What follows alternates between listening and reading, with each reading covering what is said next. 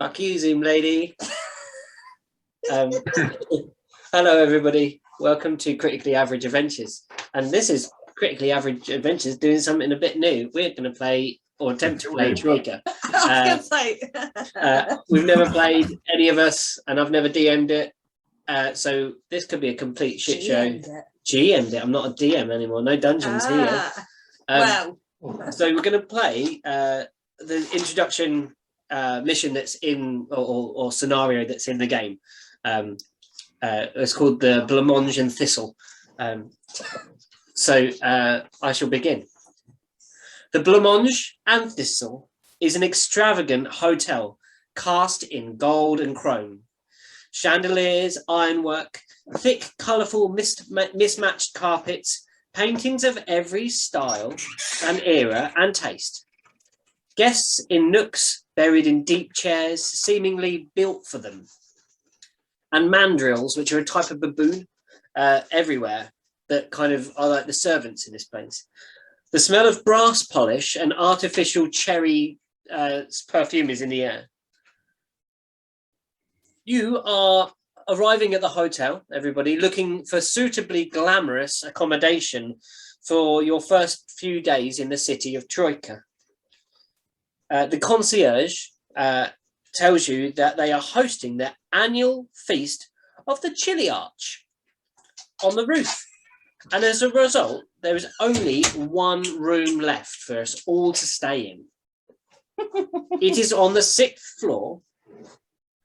And we must go to the party. Apparently, it's the best thing we should do. We must attend this party. Sorry, Diaz, if this is flashbacks of the other day at your terrible party. I don't want to like initiate trauma flashbacks, but I know you're at a terrible party.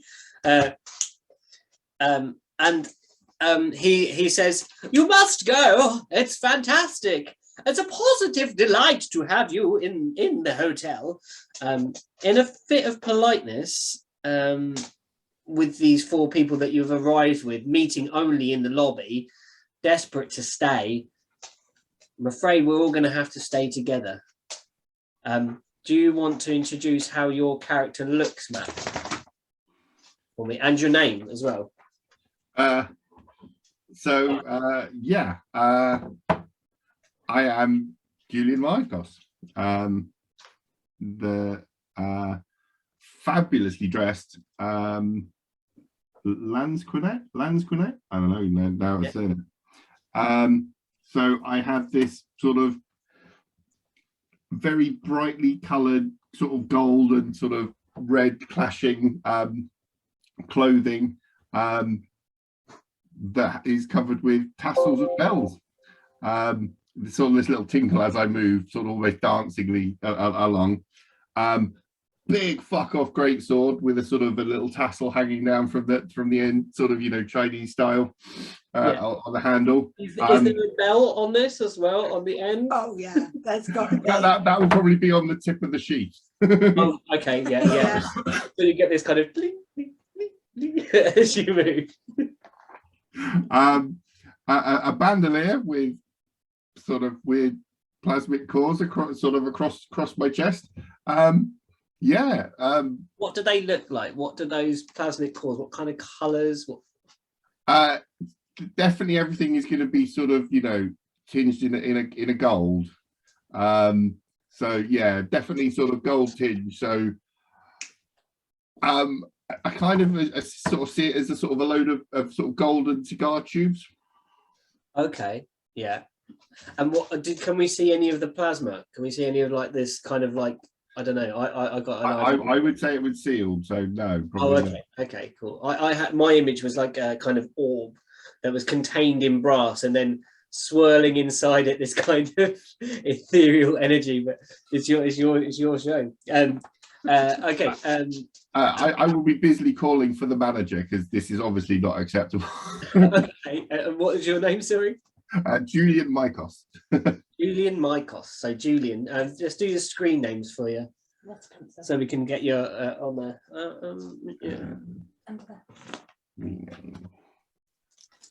Oh, we've lost our pencil. I will go get it. Oh. We've got our pencil down somewhere. Okay. apart from what you've already said, Nabo, do you want to describe how what we see upon you, if we see any sort of specific stuff about you as you are standing in the lobby? Not much, to be honest, since from what I can tell of the little research I was able to find, they don't really wear much, I guess, besides the hat that was given, which is like extremely small compared to the rest of my body. And yeah, I guess like I don't know what they're called. I don't know if it would be like a tarp or Poncho?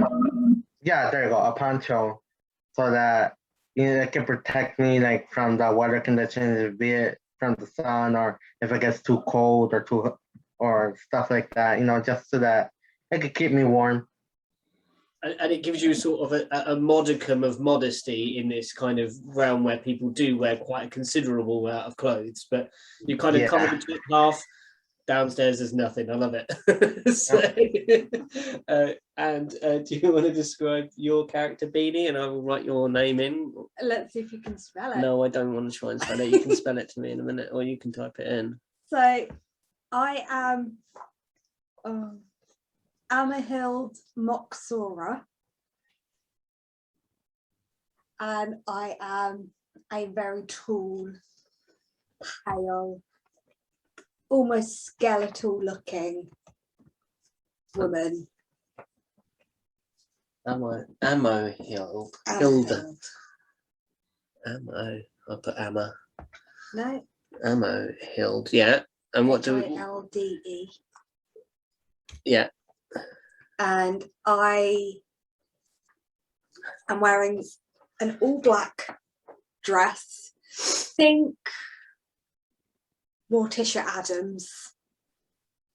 I was there already before you even said that. Yeah. That is what I'm going with. That's what I'm going for. Yeah. And walking beside me is a hunched over ginger-haired zombie that I call Gilbert. And what does your face look like? Is it youthful? Is it? Oh yeah. Okay. But it's very really pronounced cheekbones. Yeah, we're on about Angelica Houston style. Oh yeah. Like the old. Oh, the original. The original Morticia Adams. Okay. That's. I don't know what her name was. I can't remember. But that's the one I'm going for. Yeah, you're a slender, swooping female. It's like you don't ever see my legs, it's just the skirt of my dress. Yeah, so you look like you've cast the spell levitate that Nabu has, but you actually aren't levitating. Yeah, I'm just walking, it just looks like I'm floating. Bed. And it's quite animated almost. Do you know what I mean? Yeah. Anything else we see apart from you and Gilbert, the zombie? No. No. Okay. Oh, I have a black parasol. A black parasol. That's good. That's going to take a slot though. Yes, I know. Okay.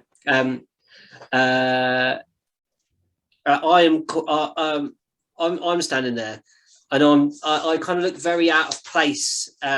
Like everything seems awkward to me. I'm quite tall, probably about 6'7". Large muscles are hidden between a what looks to be a imagine a polo neck jumper but made out of mesh. So I've tried to dress up, but I haven't got it quite right. And through that mesh, you can see these rippling muscles that are covered in ritualistic scarring that kind of looks like some sort of runic pattern or something like that. I'd like to think that I'd been standing at the desk for ages, but not knowing what to do, and just looking at one of the mandrels the other side of the desk. And And my name is Blurg, the Unfathomable.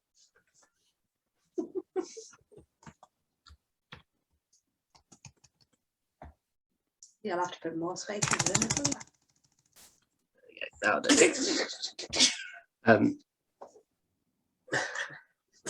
And so yeah, we were in this foyer at the moment, and this rather posh, really pompous character says, "Yes, would you mind shacking up together?"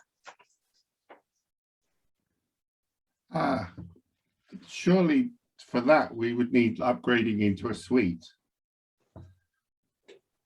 A sweet or savoury? I don't mind either.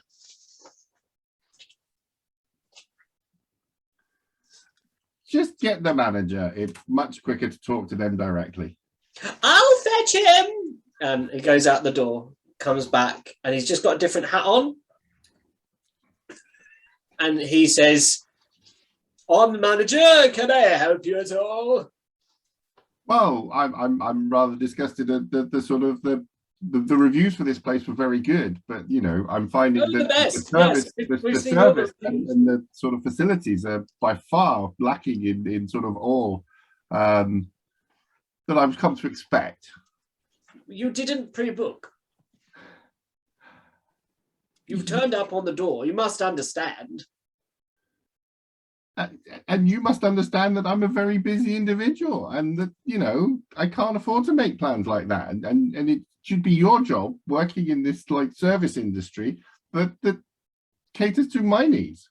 I didn't sign up to work for the Phoenix Throne to just be treated to this sort of, you know, mingy little, you know, it's not even got a sea view. No balcony, nothing. You can see the view, but it's not a sea view. That is quite correct. But what we could do, let me think. Has he told you about the party? Yes, I told him about the party. He pretends to like the voices out the back. Yes, you must attend the party. We can get you in. But you the don't have sleeping tickets. arrangements, I mean, we've got pets and we've got, you know, I don't know what this is, and I'm going to point at Naboo because I still don't know what this is. When he says pets, I turn around to Gilbert and I'm like, he didn't mean it, dear. What's Gilbert? Gilbert? You got to be Gilbert as well. Or do you want me to be Gilbert? No, I'm not being Gilbert. Gilbert's your responsibility. I can't grunt though. That's the thing. You can do. Killian grunts all the time. What are you talking about? Killian doesn't grunt. He does. Tobias does. Yeah. I mean, what sort of facilities is this room going to have? I mean, they're sounding subpar so far. With the facilities, you do realise you're being offered a room on the 6th floor. The 6th floor. How tall is this building? 8 floors. So like, you know, penthouse suites, you know, where you put sort of, you know, important people. One of the best rooms. On the 6th floor. Well, the upper floor has got the party going on.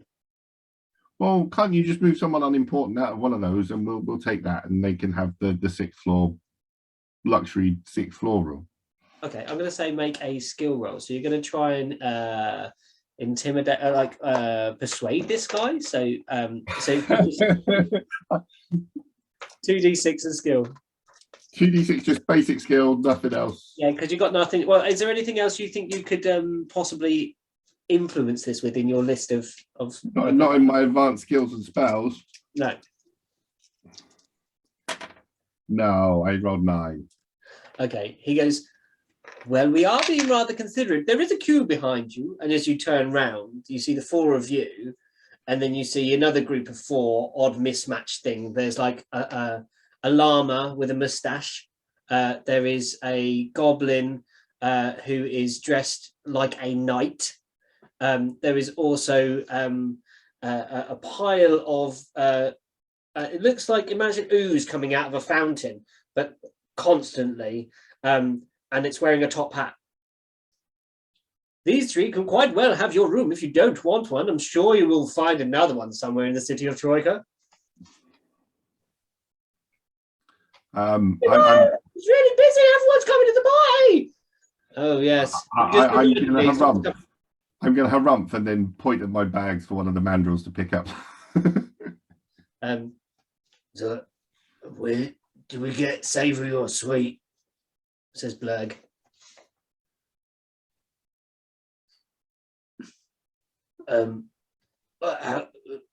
Blurg actually goes and picks up your bags. Well, lead on then. Don't expect a tip. Is it? Hold on 1 second. I'll just get the other guy. He's got the key. He walks out the back, comes back, changes his hat. He's like, "Here's the key," and he hands you a small silver room key to Julie. I'll take it. I was going to say, in which book Gilbert goes to take it, but his hand just falls off.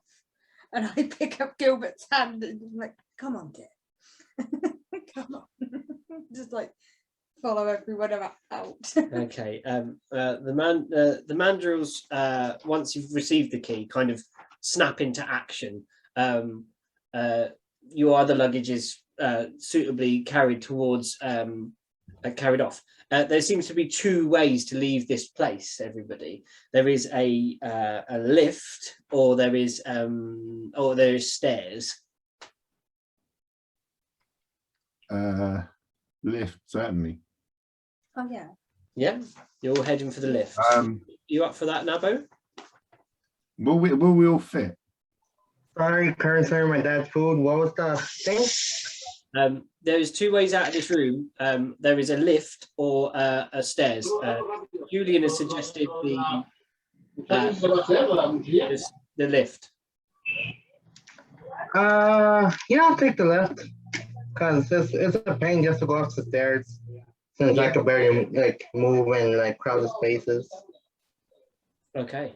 You walk over to the lift, and one of the mandrills reaches up and pulls a cord. There's this a series of clattering sounds, it sounds like broken china being thrown into a sink as the cord goes off. The lift doors themselves are chromed, and allowing the party to have a good look at yourselves for the first time, and you look about who you're going to share a room with. I'm so looking at me, like straightening out my clothing and sort of, dusting off sort of specs. Yeah. I can imagine Julie just making sure that I look fabulous. Don't really care about these other weirdos.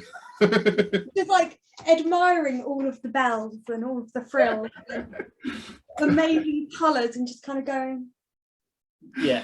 That's how I see it. What are you doing? What are you looking at anyone in this reflective chrome plating? I'm looking at like the others. Yeah. And then I look down and realise I've still got Gilbert's hand in mine.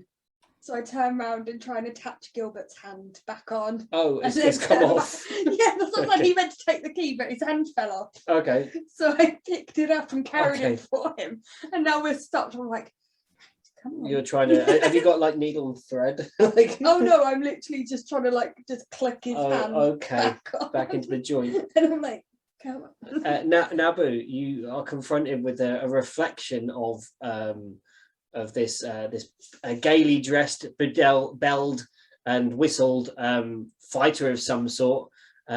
This goth with a zombie and this carved up hulking creature. Could you make a skill roll for me? So you're 2d6 and try and roll under.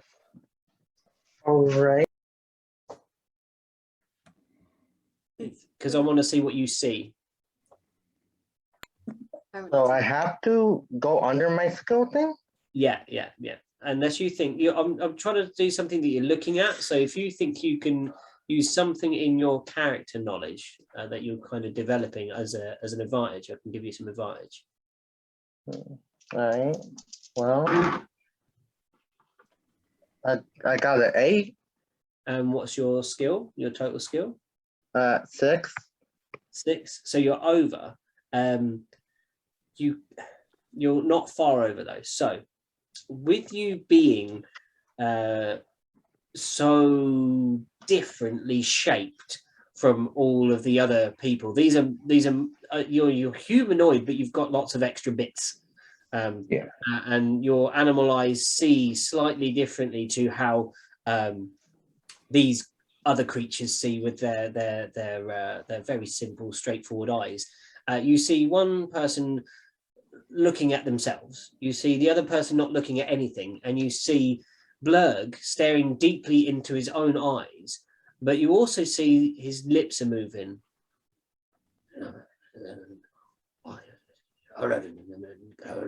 And mumbling slightly to himself.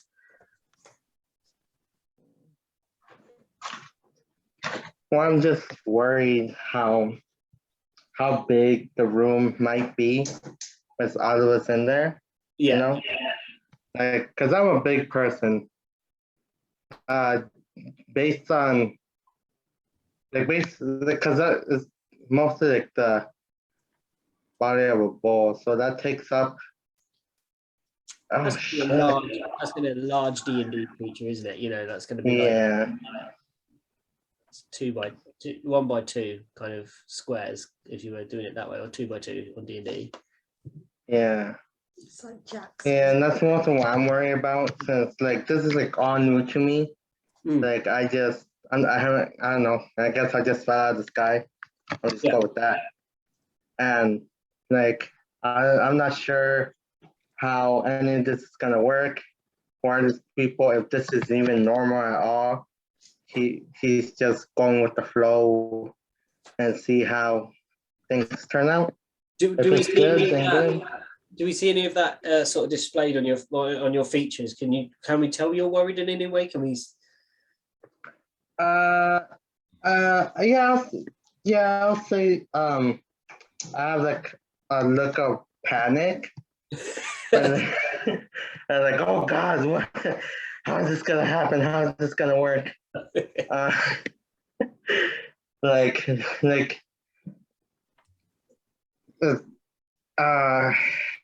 kind of, just as like a panic. Well, everybody absolutely doesn't see any of that because Julian's too self-absorbed. Hammerhild is completely absorbed with sorting out a zombie, and Blurg is currently chatting to his patron. And Blurg's conversation is basically like, well, you said get out there and see the world, and this is it. You know, I'm in it. I'm living in it. This is where to go. You know, you said get out, do a little bit less killing, do a little bit more living life. Pay my dues to you. But I miss you. I know. All right. Okay. All right. I'll try and smile.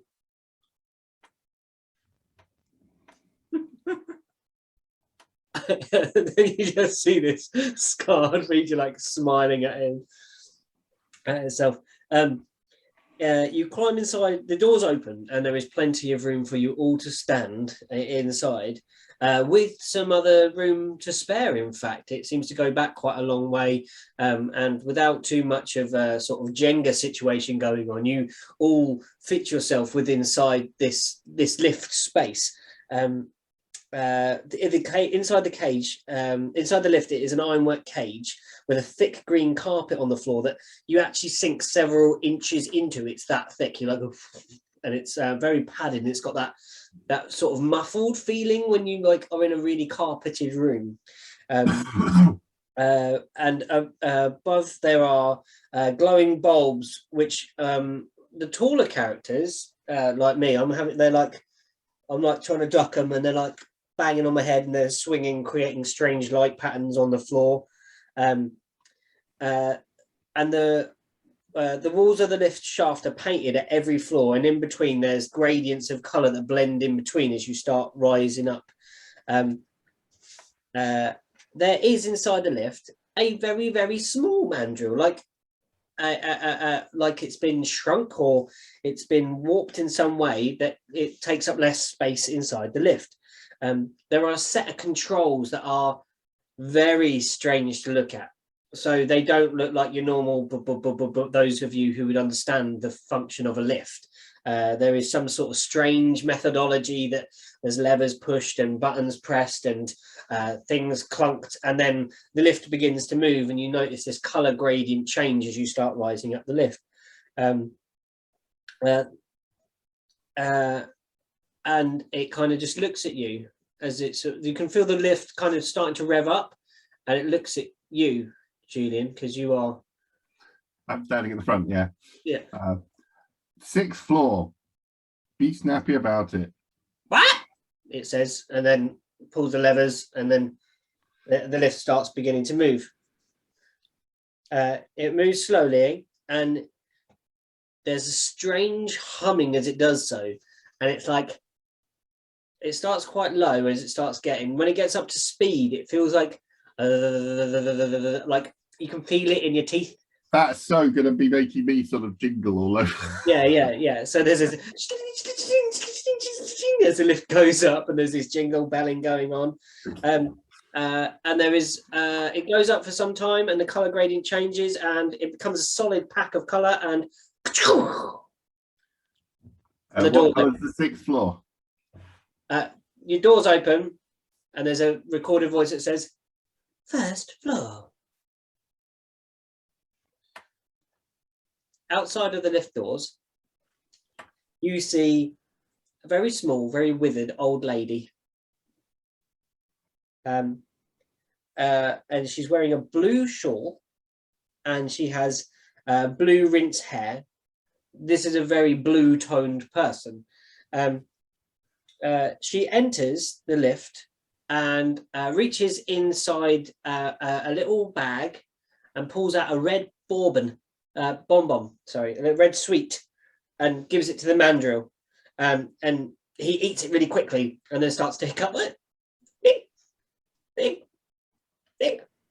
And the lift doors then close, and she says, "What's your name?"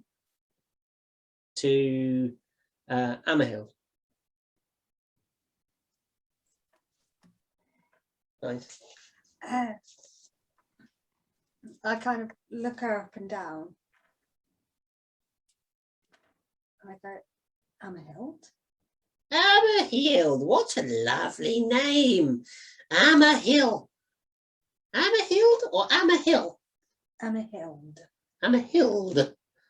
Hild. Where are you from? Strange name. Where are you from? Far away. I expect so, with an exotic name like that. How dense are you?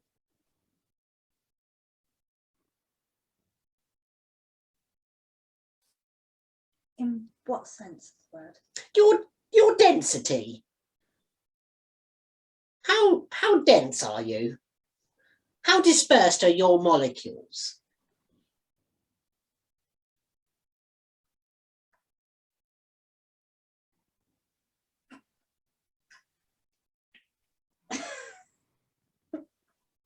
I can test if you like.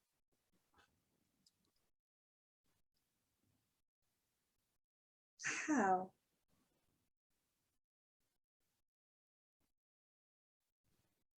Just hold up a finger. She's gonna poke you. I think if you're looking for the densest one, that would be this fine gentleman here.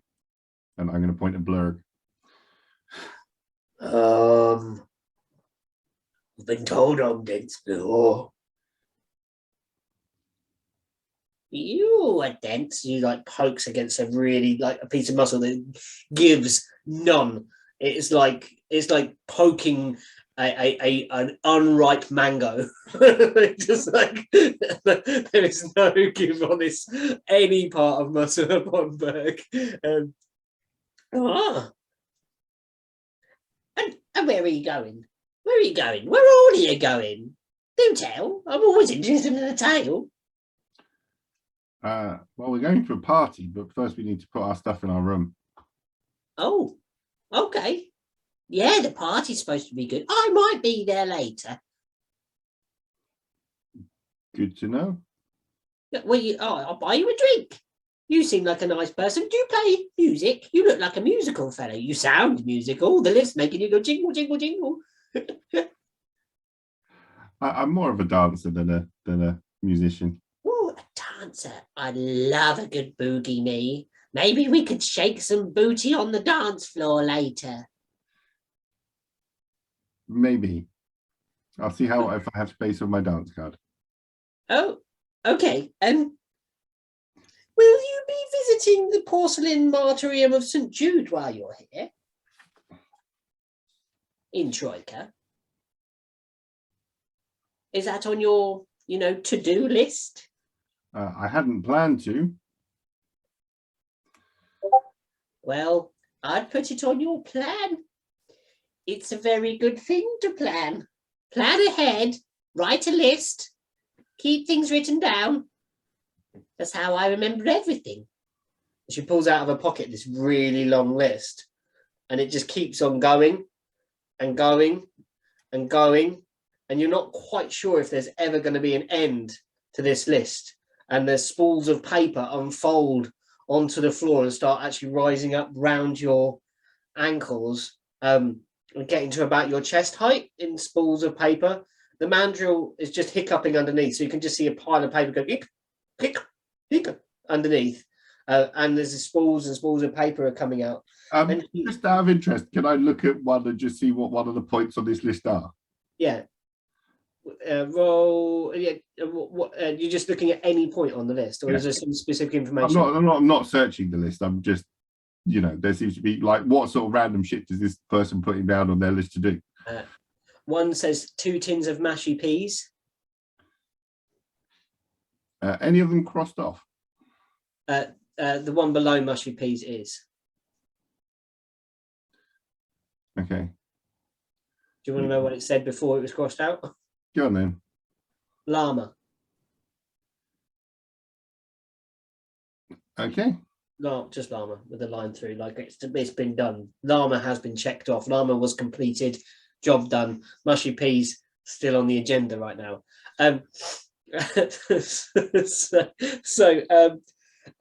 She says, "Are you or have you ever been associated with the Red Church? Any of you? No, none of you. No. Okay. Where will you go when you die?"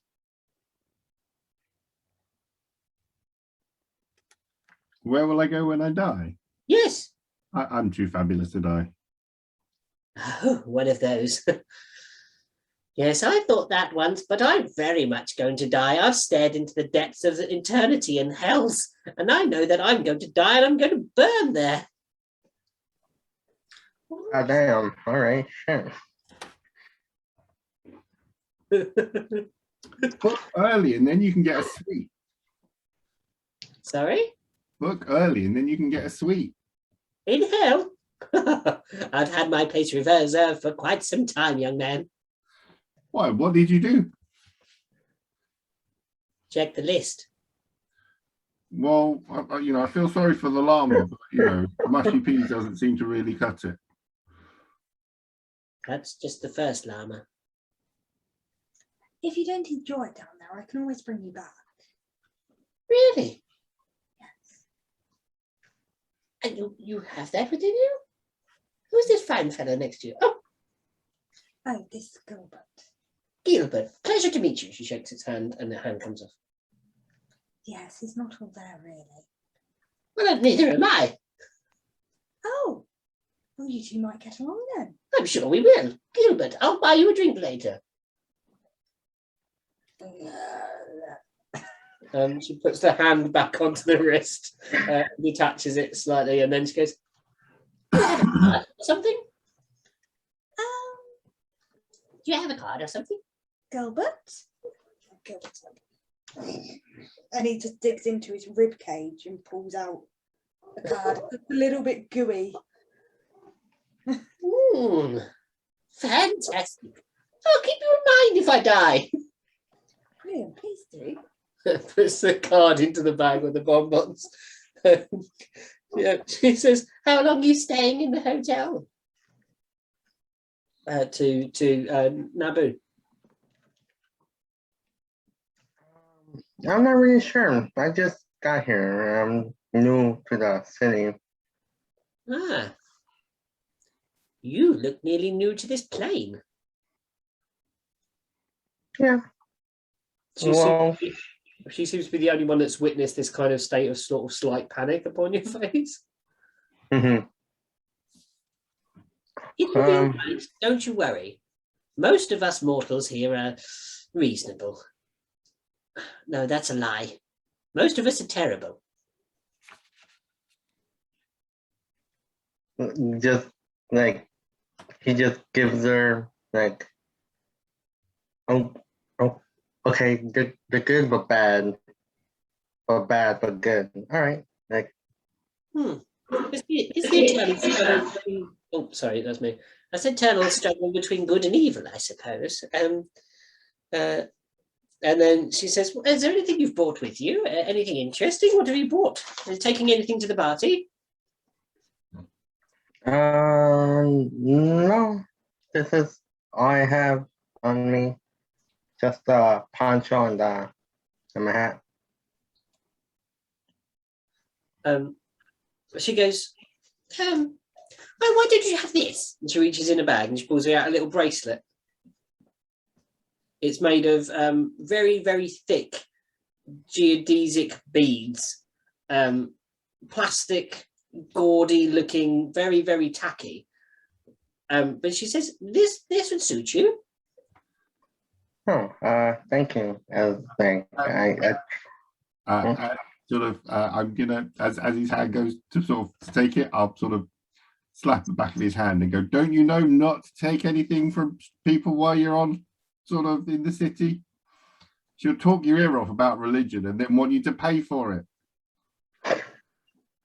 She looks a bit taken aback. She says, I'll have you know I'm just a sweet old lady.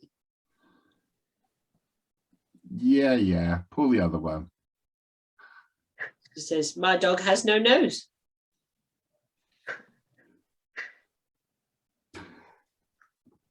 Gilbert goes, Terrible. And she laughs to herself.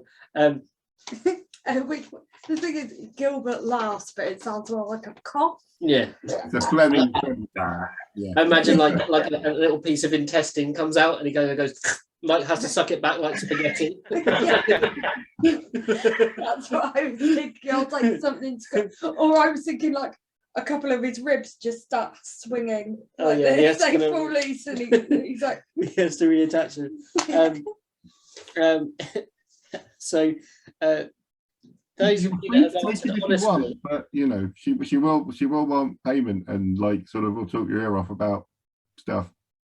so you've answered honestly. Julian, you answered honestly. What? I'm too fabulous to die. Yeah, of course I am. Yeah, and Nabu, you answered honestly. So Julian, you get she hands to you, she says, maybe this will convince you. She hands you a red sweet. Okay. And Nabu, she hands you a red sweet. and then me. You get I'm not running 3 2s. You get a blue sweet. Okay. And I get a purple sweet. Do I have to put this on the I don't think a bonbon is going to take up a whole slot, guys. So you could just note this somewhere. It's like not big enough to fill up a slot in your inventory. It seems too small of a thing. Yeah. Can I just write down Toby, what you my are one is? going to get your nose Bed. poked if Bed. you don't go away. Bed. Tobias. Bed.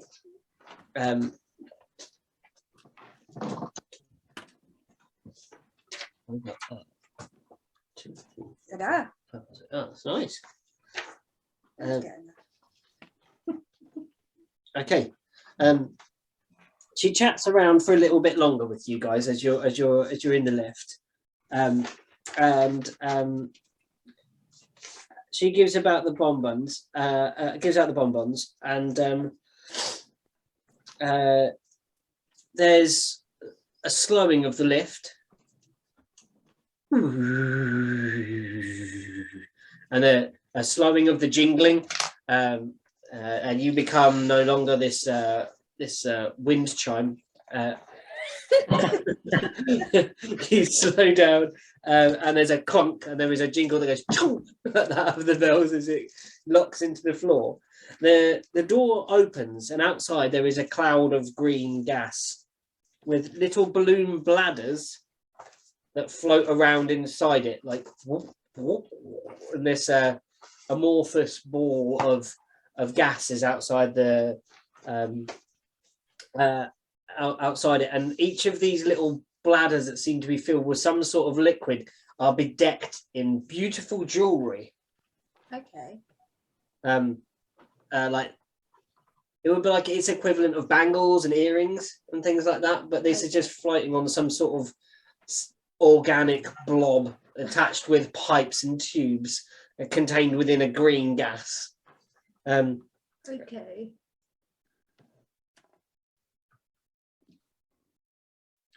I'm going to sort of, check out the quality of the jewelry. Oh, it is exquisite. You would say as exquisite as your pistolet. It's fabulous, darling. Are you coming in, or are you just going to float there? It does start moving towards, and as it does, the mandrill opens a small compartment on the side of the lift and pulls out a gas mask and puts it on. And this sweet old lady that's there, she puts her bonbons away and goes and gets off in a huff as the gaseous form enters into the space. Okay. Did it completely fill the lift? It is taking up all of the space in the lift as it gets onto the lift. I call after the old lady and I go, remember, dear, don't forget to call me. As you do so, you start coughing. Great. And the doors close on the lift. You begin to drown everybody inside this gaseous form that has filled the lift. You are trying to hold your breath as much as you can. You must roll. Okay, so how can we test this? We need to work out how we can test a drowning. So roll. I'm going to say roll 2d6. Tell me your scores. 7. 7. 9.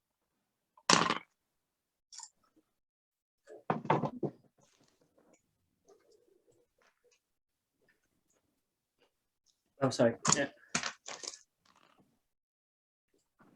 Oh dear. You take that first gulp. You start losing the ability to hold your breath. You're starting to feel lightheaded. Your zombie is behind you, and you begin to pass out. Was yours a 9, Nabo? Nabu or Nabo? I'm already now, to be honest. It could be either of the two. And Julian and I and Blurg have got like a turn to do something here. So you've got a slightly higher constitution in this gaseous area. Maybe you were at the back of the lift and got a last gasp of air, Nabo. So you're kind of going to get 2 turns to try and do something before you start succumbing to this gas. What would you like to do? We'll go with you because you've got the 2 in it, Nabo. All right. What can I do? I guess I'll try to like use my poncho in whatever way I can to like wear like kind of like a face mask or something. Okay. Hopefully that helps in some way. Yeah, okay. So you take that off for the first turn, and you kind of now stripped bare to your raw animal compartments, and you fashion yourself a rather fashionable mask.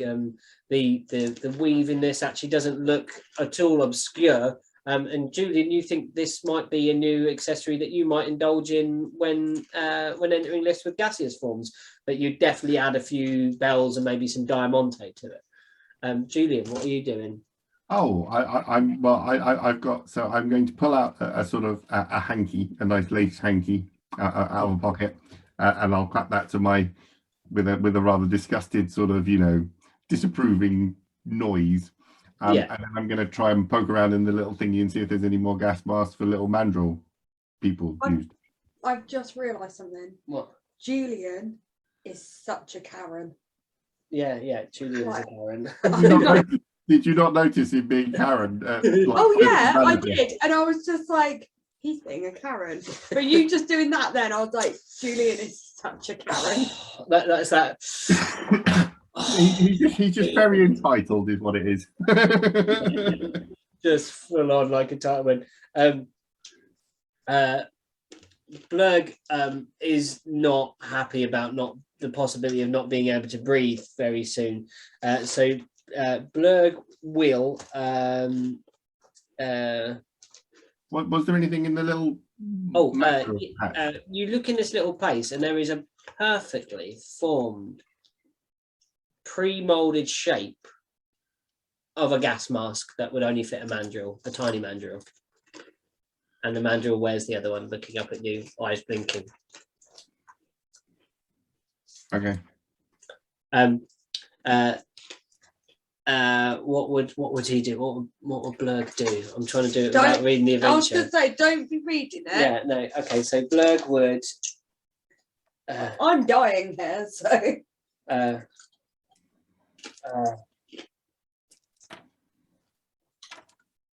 Blurg would probably try and open the doors. I think he would try and open them mid movement. So he would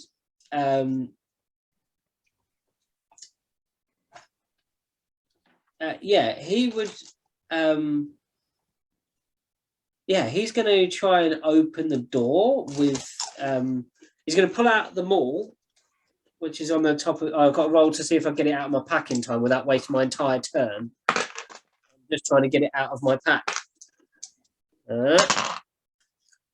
Don't get it out of my pack because I rolled double ones and it's at 0.2 in my pack. So, oh no, is it in 0.2? No, I've got my. Oh, I haven't got it in me. Double ones is an automatic fail. Yeah, on my skill check. So. Oh, damn. I try to reach my maul, which is at 0.3 in my pack, and just end up rummaging around in my pack, wasting my entire flipping turn. Nabo, you have another turn. You see your colleagues starting to turn a little bit bleary-eyed. You see that Amarhild is kind of swaying, and Gerald is all right. Gilbert. Gerald, what's his name? Gilbert. Sorry. Gerald. All right, saying that I'll say I have a pretty large poncho. Yeah. I can never say one tray. I'll say I have a pretty big one since I'm like huge, or large. So I'll like tear a bit off and like see and like start tying it around like her face to see if that helps with her breathing and stuff. Yeah, okay. I like that idea. You tie it round.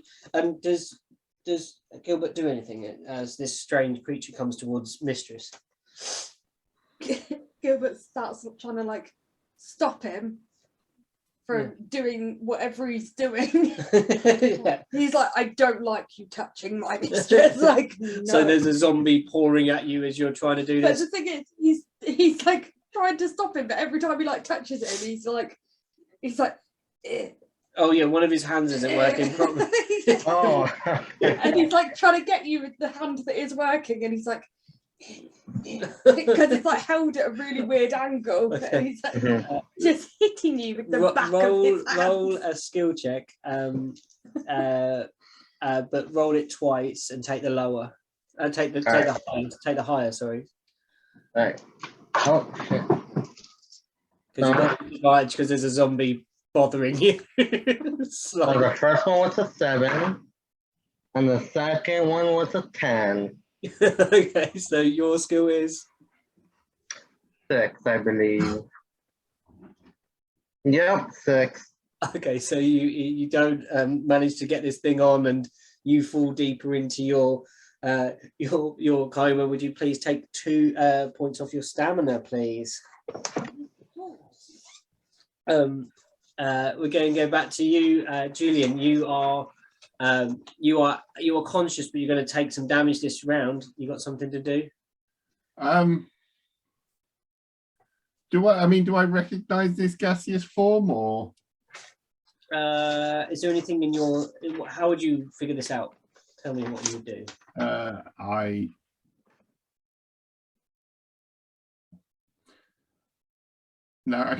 never get these straight. Is astrology like actual stars, or is that like star signs? Astrology is looking at your star signs, isn't it? And then astronomy is the one where you're looking at stars. So Okay, so that's not going to help in any way, shape, or form. Astrology is study of star signs. Astronomy is study of stars. Well, the astrology is different here in Troika, in this strange realm. Roll a skill check. Use your astrology bonus. No, I got a 10. So you're at 10 plus. No, I rolled a 10. Oh yeah, and what's your basic skills? 5 plus 1. So my astrology total is 6. Oh, okay. No, that's very good. So yeah, you search the star signs and you think of all the great other things that are in there, like amorphous blob, the sign of the bearded goat, the hairy toenail, all those different star signs that you know and love, and everybody sort of reads their destinies via, but gaseous form with bejeweled organs is not in there. Well, I'm assuming, because I have a lantern and a flask of oil, I will have like sort of a box of matches or something along those lines. I would assume that there's that flask of oil is a kind of a fire starting kit, almost like a tinderbox and stuff is strapped to the side of it, if you like. Yeah, I kind of see Julian as the guy that has the sort of, the gold diamond encrusted like Zippo type thing. Not that he smoked, just to be positive. Yeah. Just there so he can light other people's cigarettes. Exactly. And just be there, like, may I? Yeah. Basically, I've got them in my inventory. Can I do that and basically try and light a match? You pull out the lighter, and as you begin to sort of flick it, the ball of gas looks as much as a ball of gas has eyes or organs. The organs kind of gyrate, like rotate. It's looking to go out the lift. You think now you've got to get a sense of which way round this creature is. All of those things and the gas like shrink down to a very small amount of space in the corner and just sit there. So now there's like a small ball of gas. It goes a deeper shade of green as the molecules move far closer together, and it contains those organs within this small ball of gas, and it quivers slightly, like it might be shaking. The organs look like a blancmange on a train.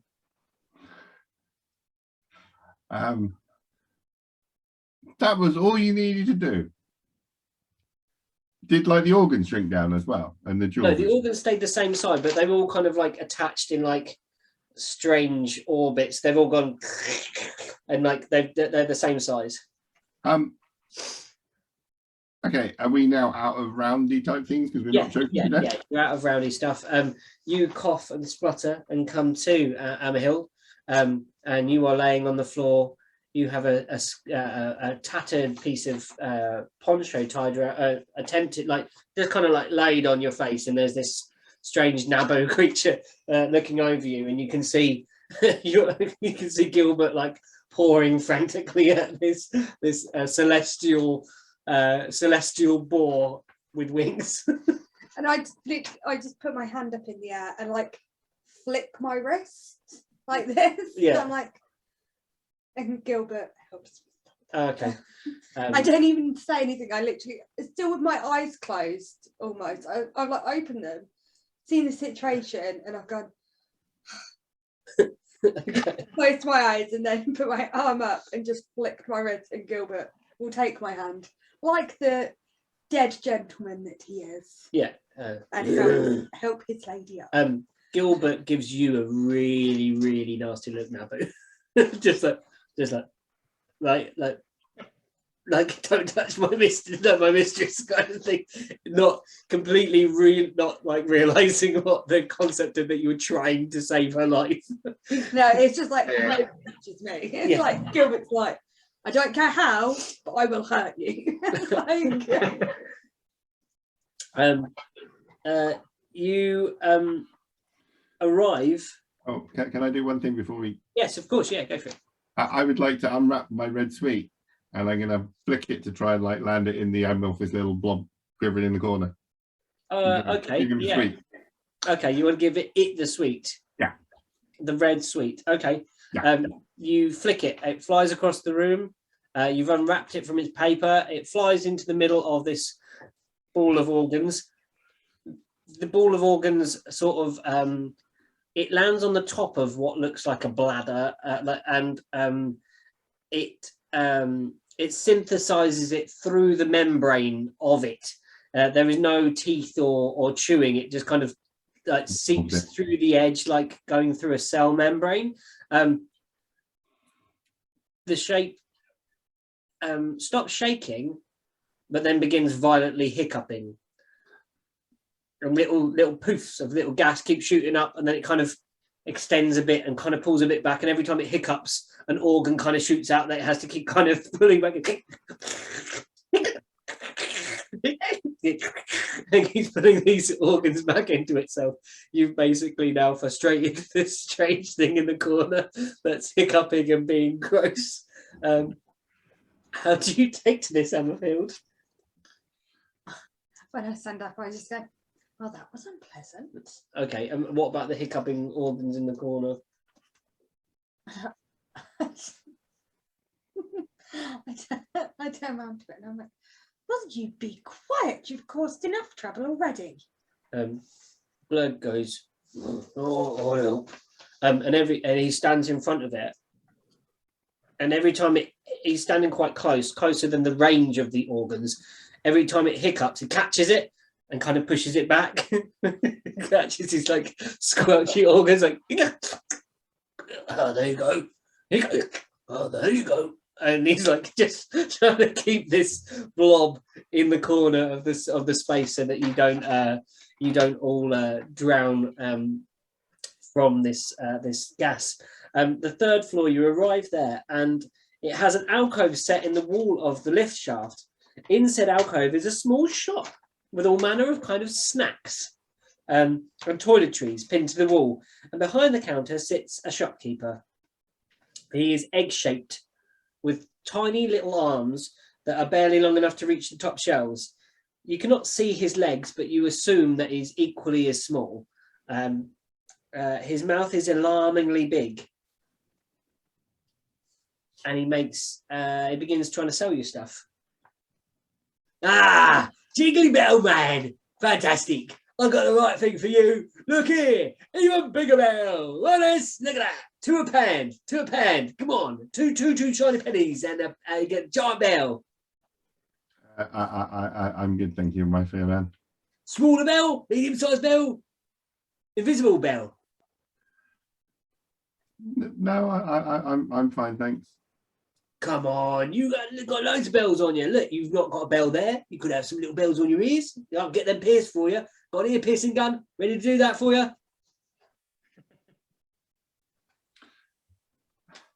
I'm just looking to get to my room at the moment. Ah, rooms. Got loads of rooms here. Pulls out a doll's house. Look at this. What do you think of this? You know the way to the spa. The spa right down here. Look, en suite. He's opening the little doors on the house. Lovely workmanship. Look at that.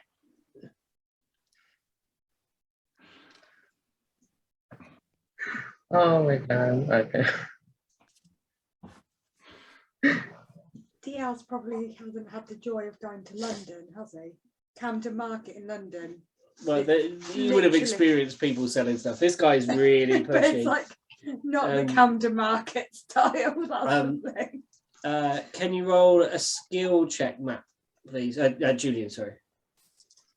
Because you're being confronted with this, 6. which is where to your thing? 1 over. 1 over. You get the sense that someone is looking over your shoulder.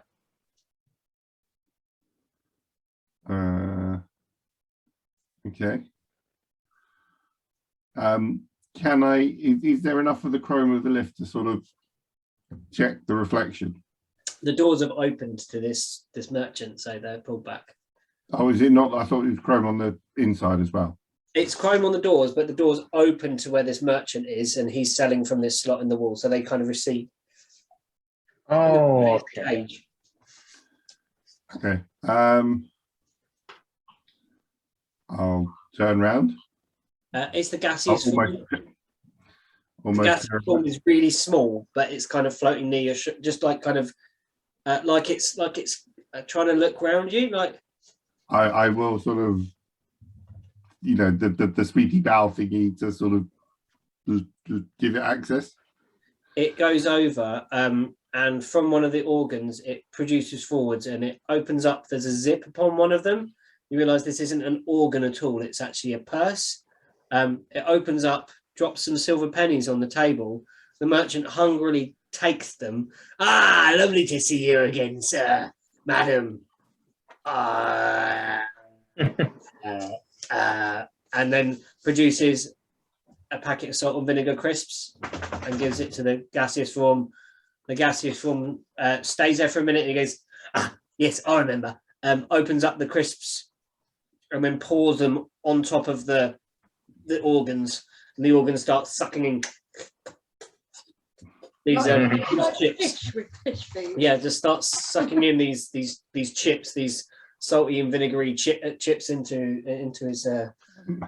its body. Chips or crisps? Well, I'm saying chips for Diaz because like chips. No, I understand.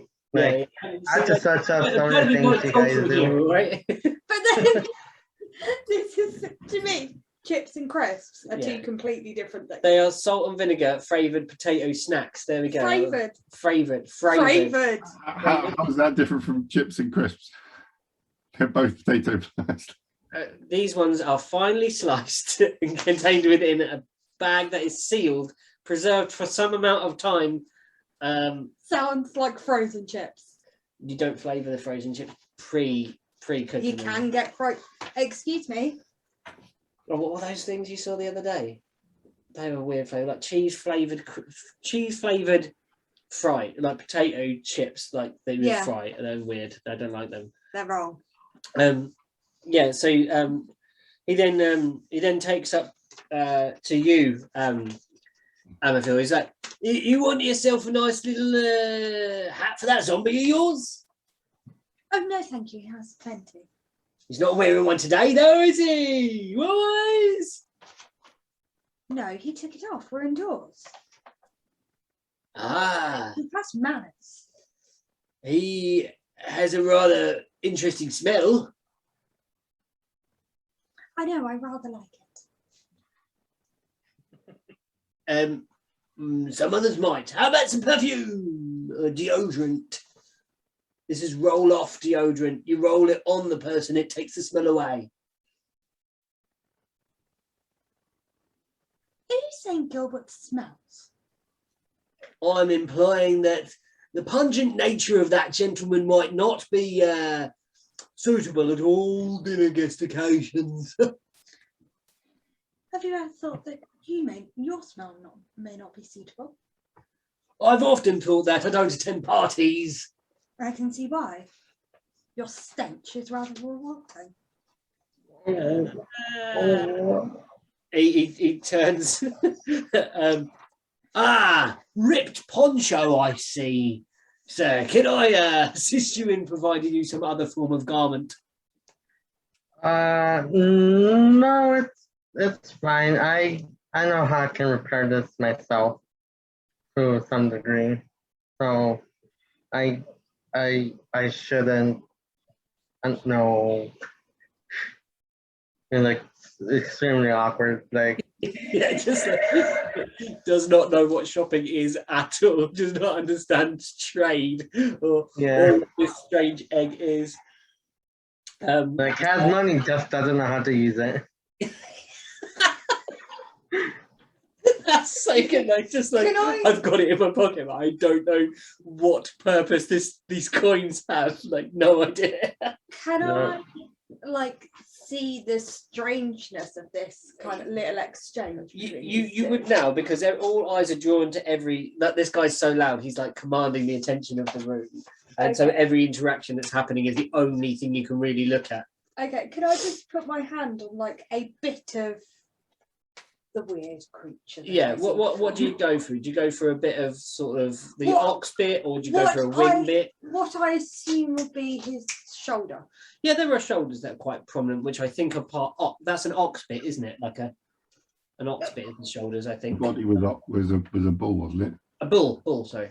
Yeah, so I kind of aim to put my hand on his shoulder, but I'm not Yeah. quite sure if it is a shoulder. Yeah, or you're not. even at your elongated shape, you're still reaching up quite high for this. Yeah, that's what this I'm massive- trying to reach it. Yeah. Are you a biped or a quadruped? What? Nabo. Yeah. Are you biped or quadruped? Are you on all fours or are you two legs from your research? All four. All four. Okay, yeah. Yeah, I kind of assumed some sort of, centauri type Yeah, thing going on. The only human thing about me is my head. Okay. Yeah. I kind of imagine like a griffin sort of shape, but with like a human head and a boar's body, but a griffin's kind of wings, like that kind of big feathery wings. Like the closest thing that most people would know would be like the Sphinx of Egypt, Okay. Yeah. like that. well, I Toby, Bed. Go away, please. Sorry, dog attack. he's trying to sneak to the snacks. Yeah, I just put my hand on the weird creature's Shoulders. shoulder. Yeah. And I go, I'm like, don't worry, dear, I'll explain it all to you later. Did you hear that, Nabo? Nope. Oh, go again. I said, I put my hand on your shoulder and I'm like, don't worry, dear, I'll explain it all to you later. Oh, okay. Well, just lost in what's happening. Because I could just see that you were just like, I don't get this. Like, Sweaty, hairy man in the background there. You know what you need? You need something like this. Sorry. A shirt that fits? Better than that. You get rid of the shirt. Someone like that, I know exactly what they would enjoy. And he reaches down and he just pulls out a set of like leather strapping, just straps with spikes, basically. There is no part of this that would be a garment. And Blurg looks at it and goes, no, That would No, definitely no. suit you. I know. I've worn something very similar most of my life, but I'm trying to change. Into what? Well, I've been fighting for, I don't know, I can't count very well, but more than a week. Like, what if you put a lot of weeks together? Lots, like maybe like nine or more weeks, but then put like 9 on, and you see like he's getting a headache from like trying to do 9 plus 9 times 9. And he's but anyway, it's beside the point. All this arthritis. Is it arthritis? No.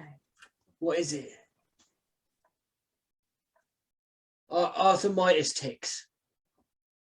Close enough, dear. Yeah, I'm not wearing that anymore. I'm wearing something smart, something proper. He gestures at his garments. Oh, that's giving me enough.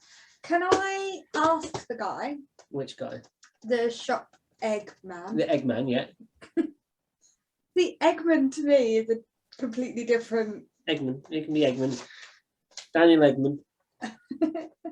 That's his name now. Daniel Eggman. Daniel Eggman. Fair enough. Eggman to me is a completely different thing. Okay. But yeah, the Daniel Eggman. He's got a name badge that says Daniel. I imagine it to be like, hello, my name is Daniel. Yeah, Like, it is. one of the stickers, like.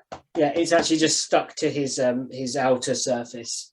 Because you can't see if there are any clothes, but you can't see the legs. They're sometimes below the counter. I asked him if he has any fabric and a sewing kit. Fabric, of course. Yeah, here we go. Lovely. Here we are. He pulls out like seemingly from the top of the desk. It unfolds forwards into the lift space, and it's a perfect haberdashery. It's like one of those folding haberdashery boxes, but this is more like if you crossed haberdashery blocks with the cube from Hellraiser. So it just like infinitely unfolds, and there are too many surfaces for there to be enough geometry within the space to absorb it. Okay. So I look at Blurg. Look. I look at Blurg and see if he is kind of drawn to any of the material. He's lost as to what. Are you gesturing for him to look? Yeah.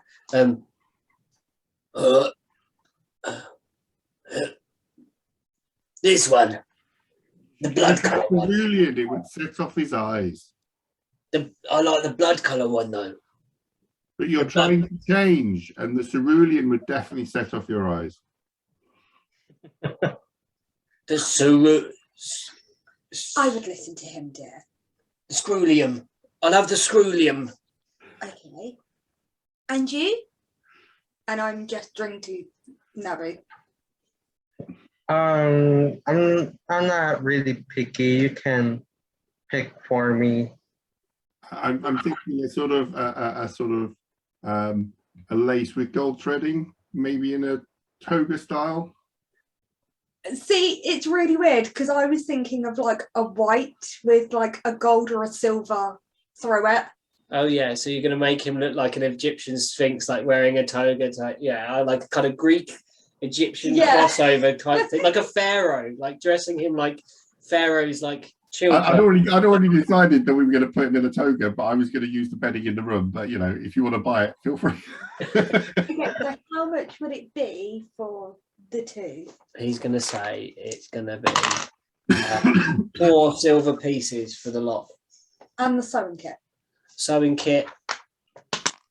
Sewing kit's expensive, apparently. It's 4. Bloody hell, on its own? Yeah, apparently so. You do need it. Your pet is like in quite abysmal repair. Yeah.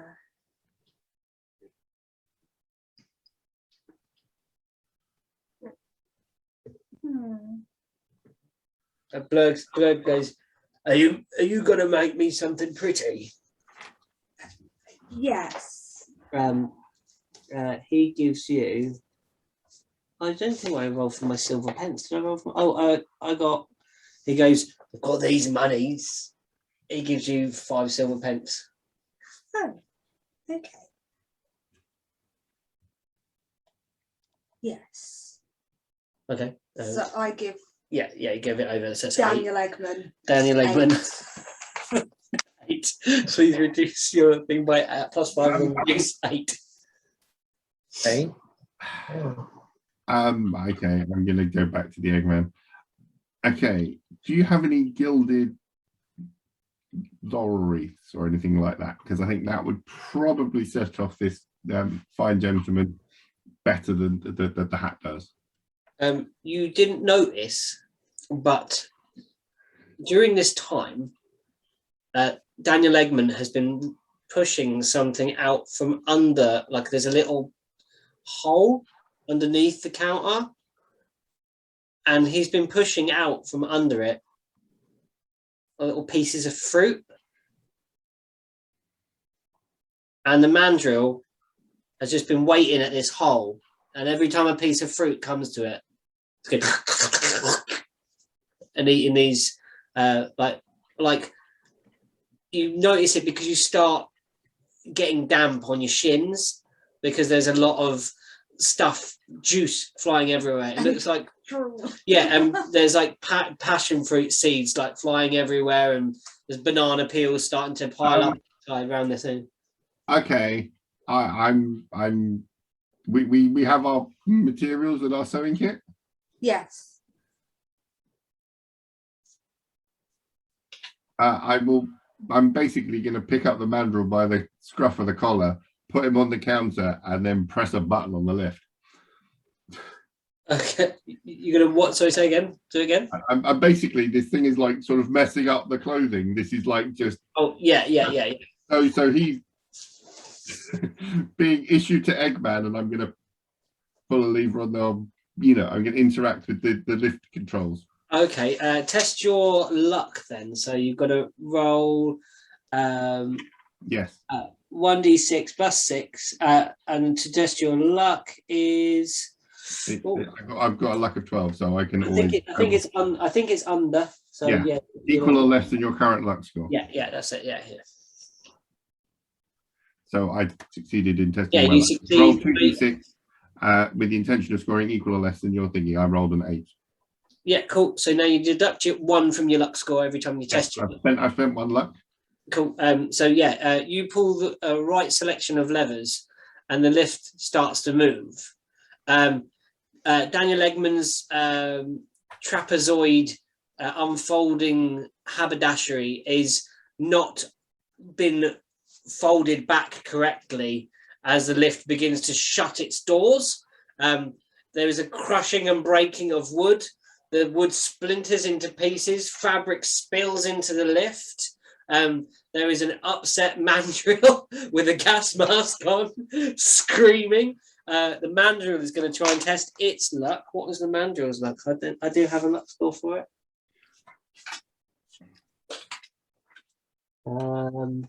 Where is the mandrill skill?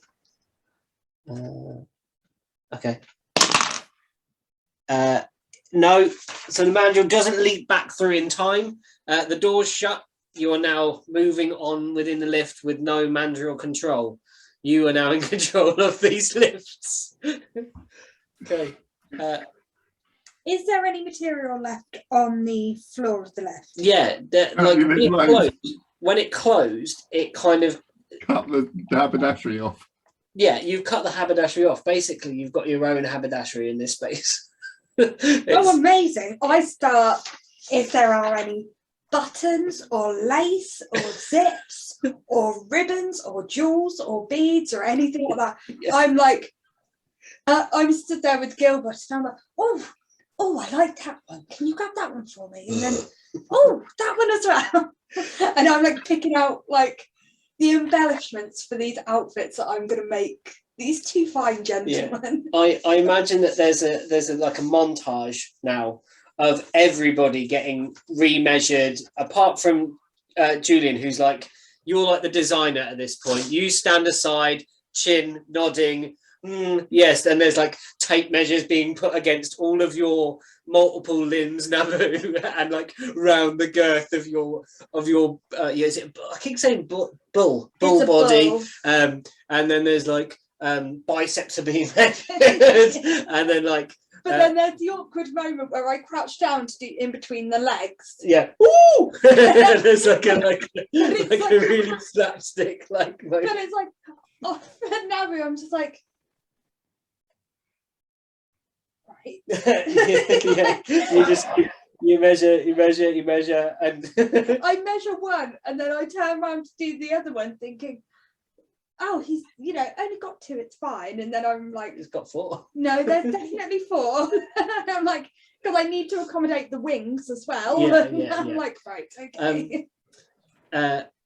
Plans are drawn, beautifully illustrated drawings on the way between the next floor, and you are begarbed in these wonderful outfits that Amaphil has. Amaphil? Who the fuck is that? Amahild. Honestly. Amahild has constructed for you. You are bedecked beautifully.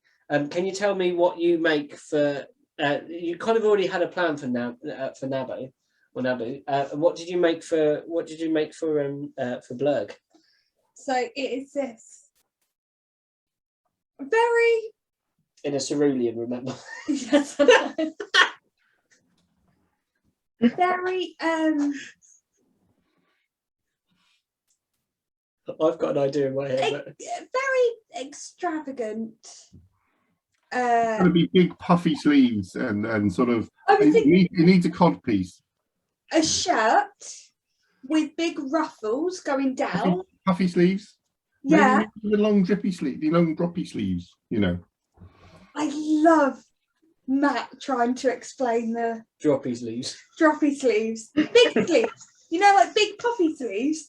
Yeah. And then drippy sleeves. It's like No, the ones that have like sort of the big point at the end.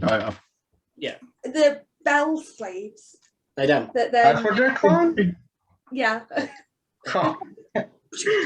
They're bell sleeves because they look like a bell, but then you can have the elongated bell sleeves that go like this down. Oh. Thanks for the fashion tips, fashion student. Sorry. But yeah, This is So actually it- you in your element. I just realised you. it is. No, but it's like, so for Blurg, he has got this rather amazing shirt with ruffles that start off quite big at the top to complement his broad shoulders. Mhm. And then as they go down, they get like thinner against the buttons of this shirt. Mhm. And then he has bell sleeves that are like tight to his biceps, and then when they get to his elbows, then they start to come out and they do drip down. Okay. And then around the buttons have actually got rhinestones on them, Mhm. which was Yeah, an I was added definitely- touch by Julian. I was definitely thinking rhinestones. It's my like idea had rhinestones. rhinestones on the buttons, which was an added touch by Julian. And what's going on the downstairs, the business end? So It the definitely needs a codpiece. If there's any leather, a sort of a nice deep royal. Test your luck. Oh god, my luck's really not great either. So what? How do I do that? A 2d6 and roll under. 2d6 and roll under. Under or equal. Right. Under or equal. Cost your point every time you do it. Oh well, that is bloody perfect. What? Oh yeah, you got. Yeah, I got a 5 and my 5. luck's an 11. that's cool. So you So take fair. one off the score, go down to 10. Yeah, just you. No, Oh yeah, this you can is do it spent. and Yeah. damage. That's why I'm doing it. And yeah, so yeah, you find some leather. This is A nice sort of deep blue codpiece, I think. sadly it's not a deep blue. It's like a mahogany. It's like this is what you would upholster a sofa with. This kind of color. This kind of that kind of reddish mahogany kind of color. I tell you what, Hey. I see the colour of the leather Hey. and I'm like, I'm going to have to improvise. So not only does he have Get on your bed. the properties, he has the most amazing frilly leather chaps. Okay, leather chaps in red, a leather codpiece, a cerulean shirt that looks kind of some sort of bastardized mix between Elvis Presley, Elvira, and Prince Charming. The ruffles are like this and then going down. Yeah, so I look like The Adamant. sleeves. Oh, you are like Adamant mixed with Prince. Yeah, Adamant mixed with Prince, but chaps on the bottom half. Yeah. So it's like mixed with one of the village people. Oh yeah, I was thinking full on Chippendale bottom half. Oh like, yeah, like. Is there any velvet on the in the materials? Test your luck. Oh, hang on, I rolled a double one. Does that? That is a critical fail. That is, yeah. So yeah, definitely fails. So no, you don't. When you are searching, however, in that explosion of haberdashery, you reach in and think you've got some velvet, and what you've actually got is the skin of an overripe peach. And as you pick it up, it pops on you. This is what the food that the chap was feeding to the mandrill. This peach pops, and you have stained your raiment all down your sleeves. You are dripping in peach juice. Oh no! I am gonna spend like the rest of the lift trip like cleaning it off onto some of this fabric. So yeah, I pick up this like disgusting leopard print hot pink material, and I just hand it. Like fabulous. What are you wasting that for? Well, what would you rather use? There's a cleaning montage now that includes furious scrubbing. The doors of the lift open. For some reason, dry ice has happened inside the lift. Maybe it's the rotting of the fruit. But as the doors open, this kind of dry ice spills out, and you beautifully bedecked people stand within the lift. Naboo looking like some sort of Pharaoh Tutankhamun animalistic shit going on, and beautiful wings come out from the side. And he's got he had his hat on, didn't he? Oh yeah, his little tiny hat. So I have like embellished that fucker. Okay. Like it has got like feathers on it, and it's like I actually made a fascinator where it's like feathers and jewels and a bit of lace as well, so like half of the face can be covered. Very Vogue. Yeah, it's like very, very like 1920s, 1930s style, but very extravagant. Yeah. It's big. Your small hat is now a big hat, but a big awesome hat. And it's just like, yeah, it's a bit mad. It's and like the dry ice is kind of like flowing out, and there's this chapped glittering. Maybe when the doors first open, all you see is the glittering of the diamante, and the lights come on and pick it out in the darkness. As soon as the doors open, you see a scrawny woman in a thick leather apron, and she starts pushing tigers into the lift. Okay. I like instinct kicks in, and I just stand in front of Gilbert, and I start like shielding him, even though he's like, I was going to say he's a bit taller than me. Hunched over, he's the same height. I'm gonna pull the lever again. Okay. She gets. I'm going to see what she's going. How many tigers she gets in the lift before you pull the lever. She gets. She gets 2 tigers in the lift. And she goes, "Oh, don't worry, if it's full, I'll get the next one." As the door slams shut. There are now 2 tigers in the lift with you.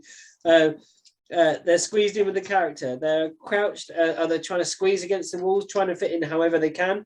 They are well behaved at the moment. What do you do? There's 2 tigers in the lift with you. I'm so gonna have to stroke the one closest to me. Okay, test your luck. 6, so yes. Okay, you reach forward. You seem to have chosen the nicer of the 2. The other one eyes you suspiciously from across the room. This one Does that No, thing you're where it, gonna, like, you're gonna start stroking the head, and then it's going to be sort of scritches on the side, and sort of, you know. yeah.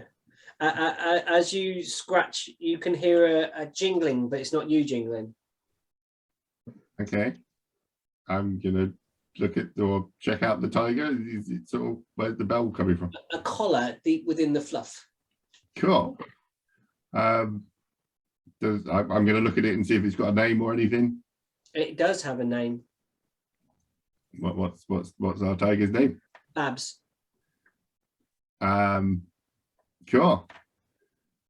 I'm just going to give scritches to Babs until, like, yeah.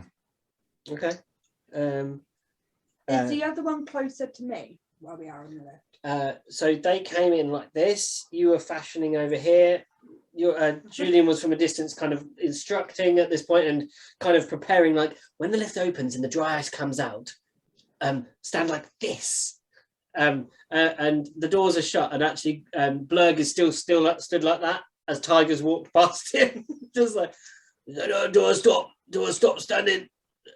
Julian. No, that's perfect. Okay. These are tigers. This I've is seen fab. it. I'm gonna see what my provisions. I'm gonna try and feed Babs a provision. Okay, yeah. You open up a provision and you can feed Babs a provision. Babs is even more interested. Yeah, the other one is closer to you. What would you like to do?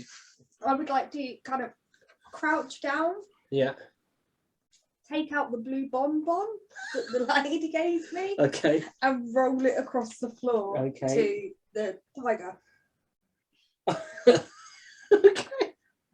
Does the tiger take the bonbon? The tiger does take the bonbon. What do I do to the tiger? Choose thoughtfully. It's like a sticky toffee, and it's, you know, you get toffee stuck. Dogs get toffee stuck to the roof of their mouth, or something taffy like on their thing, and then Like peanut butter. yeah, peanut butter. They have, so it starts doing that. But every time it goes, you start seeing it swell, but not like grow. You see this tiger, from being a sleek, lovely shaped thing, you see it get chonk. It's basically putting on weight with every lick of the roof. Sorry.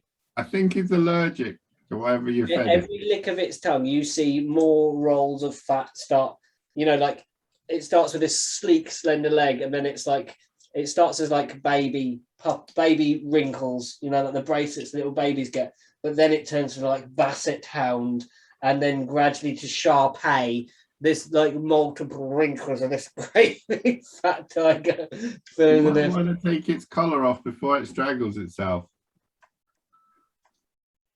Okay, I try and approach the tiger to see if I can take the collar off. The tiger's too confused with its licking its mouth. The delicious bonbon that you fed it. You're able to. What do we do? A skill roll to see if you can get the thing off. A skill? Yeah, so 2d6 and under your skill. And if there's anything you think you can add that would. No. No. If it ain't dead, it ain't happening. Okay, yeah. That's basically your necromancer skill set. Like, unless the things are dead, you can't do anything. Yeah, unless it's dead, it ain't happening. 2d6 and I've got to get under that. Yeah, without getting a double one. Shit. Right. Double one. You critically fail. You get your hands stuck within the So between collar and swelling tiger. Swelling tiger. Yes. Right. As it starts expanding out, what do you guys do? You see this necro goth attached to a tiger now. I'm going to look at Blurg and be like, now this is the time you leap to the lady's rescue. But you said do this. But now you could leap to the rescue. And Blurg leaps. Gallant hero. Blurg will what's he gonna do? He's gonna use his He's going to try and be dexterous with his. I don't know. He's only got skills in maul fighting, like with a maul. Like that's what he's got. What would he do? Well, you could I crush have a a big knife. I've head. got to roll under a 4, like you, to use my knife. I'll end up lopping your hands off or something. Do it away from my hands. Like my hands, I'm guessing, are like this, quite close to each other. Yeah, but Do it it's on the other side of the car. rolling under my skill. Okay, I'll try and roll under my skill. I'm going to try and use my knife, and which is on the top of my pack to free Ammerhild. A 6 and a 1. So I got a 7. I don't do it. I run over with a knife. There's just rolls of fat pouring off of a tiger. I can't do it. Did you just drop your phone? I did for the first time in ages. Not me for once. What do? You can see like Blurg wrestling with mounds of tiger fat. Do you guys help? What do you do, Nabu? Right. So that I can have a clear picture. She fed them was it a purple or a blue? A blue sweet. A blue sweet. And once that happened, the tiger just started the game winning like crazy. Yeah, exactly. And she tried to like what? Put her mouth in the tiger, put her hand in the tiger's mouth. She tried to take the collar off because it was going to strangle itself, but then she got herself stuck between the collar and the tiger expanding. So now her hands are stuck inside the collar of this tiger, and Blurg's just trying to run over and trying to cut it away, but it hasn't happened. It's a collar. So is there? Can I see there's like a latch or something? Yeah, there is a latch right next to where it says Barry on the. All right. Can I try to just like? Yeah, No. so we would say that's a skill check for that one, just straight up. Is there something that you can do that you have that can help you with this? I think I don't think I have. Have you actually got hands? No, but I have claws, so to speak. Oh, you could use claws, so I'll let you use your claw bonus. So All right, nice. of your claw thing, you'll have a bonus. So the first number is a bonus. You add that to your skill.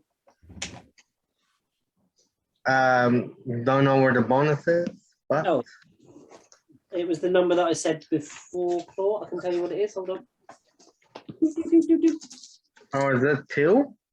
Yeah, I think it's 2. Mm-hmm. All right. So I rolled a 3. So would I add the 2 or subtract the 2? So you add two to your skill, your base skill score. Oh, okay. And then you're rolling up. Well, I rolled a 3. Oh yeah, so you do it. So yours is 2 plus something. So yeah, you're under. You managed to go over with these mighty claws, and somehow you kind of get just like the nail of one claw and go ping, and just it undoes the latch. The tiger breathes a sigh of relief. I think that's how a strangled tiger would sound. And you kind of tumble away from this expanding tiger. I'm a little bit disappointed. I'm like, oh, I would have rather enjoyed bringing him back. And Blurg's like, oh, I don't know about these sleeves. It's making all my knifing like weird. Yeah, well, it's not a shirt for fighting in, is it? You wanted to get away from that, so I made you something that could help you get away from that. I suppose you're right. Just think about, when you put your knife up your sleeve and you can make a flourish and pull it out. Knife up the sleeve, flourish, put it out. Knife up the sleeve, flourish, put it out. I could always make you Knife up the sleeve, flourish, put it out. I could always make Really? you store your knife there. That'd be lovely. Yeah? Yeah. Okay, I will do that. Okay. The lift comes to a halt. The Well, doors open. Before we get to that floor, in the moving time, Yeah. I fashion some sort of sleeve that will wrap Cheek. around his, like a cuff to go inside his sleeve for his knife. What skills have you got that I can maybe let you use for this? Healing? No. What have we got? Oh yeah, I reckon you could use your mortuary assistant because that involves a lot of sewing. Yeah. So can you see if you can make this complex thing? I'm kind of assuming that you could do this. It's a bit more complex of a thing. So I'd like you to make a test. 5? Yeah, wicked. So yeah, you're under. You don't need to adjust that. It's done. So you fashion a sort of like a holster that Blurg can now pull a knife from his sleeve. It is completely hidden from view by layers of well-placed fabric and stuff. Go away, Toby, lay down. Piss off, dog. Yeah, do you want to do the next floor now, or do you want to have a quick break, grab some tea? Come on. Yeah, a couple of minutes would be good. Yeah, a couple of teas. So, what floor are we on now? The 3rd or the 4th? You'll be on the 5th floor. On the 5th. Oh, okay. Yeah. Yeah. 5th floor floor. coming up, everybody. Sorry. Carry on. The doors open to the 5th floor, and Blurg is still going, put it in, flourish, and like trying to practice this new movement that he's learning. And you think, I'm going to test his luck and see if he's getting it, if he's kind of starting to like get this the movement right, almost looking balletic, that you're trying to teach him this movement, Julian. He does. He passes. Yeah. So yeah, he's actually making this look good now. Can you do my down on luck point, please? Thank you. And the doors open as he just in the right time that he hides the knife into his sleeve. Outside the door, there is another group of tigers and another tiger trainer pushing tigers around.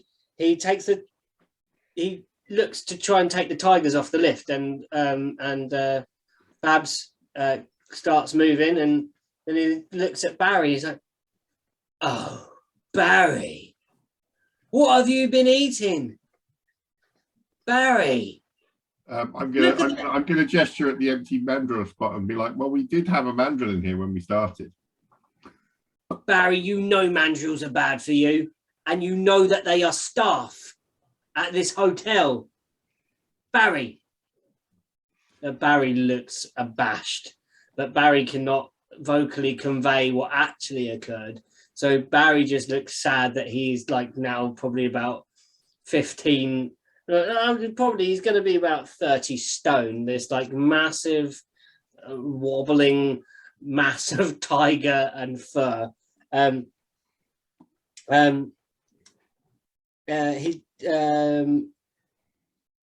He says, "Barry, can you walk?"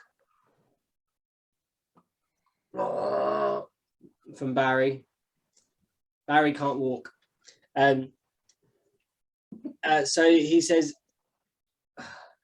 "Look, I hate to be a burden, but will you please help me take Barry to the room?"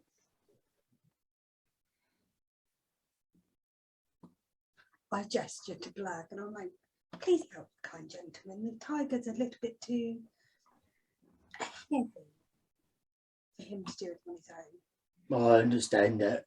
He's a very big tiger. Yes. And then Can you lift him up? That's the question. Can I lift him up? Okay. So, you know, put those muscles that you spent all that time and effort honing. I think he's got a really rubbish skill score, so probably the answer is no. have you got anything that could improve your skill?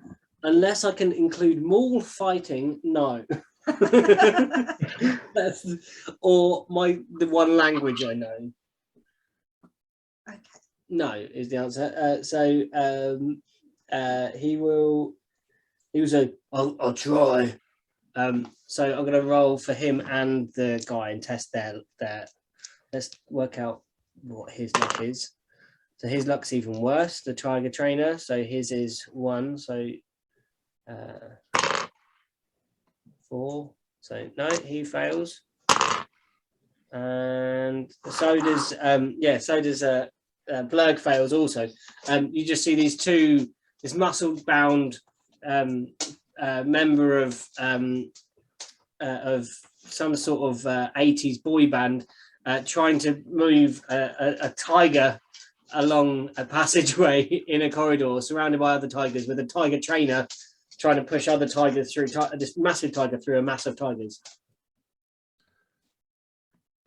What do you do? Are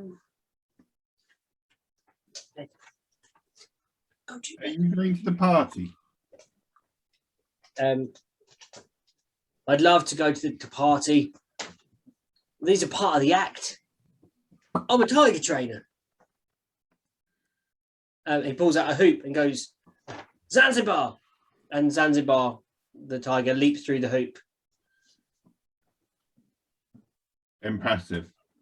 With a completely nonplussed look on my face. Yeah, try and what are you going to do to deceive? I say test your luck to see if you see through it. I was going to say that. Oh, well, there's no attempting to hide it. You know, it was a very sort of, dismissive, impressive statement. I'm going to test his luck to see if he sees it. So 1d6 plus 6. So we'd have a luck of. No, 2d6 for testing your luck. No, but I'm going to generate his luck because he hasn't got a good score. So 1 and 6, 7. So he's now got a good 2d6 and a 7.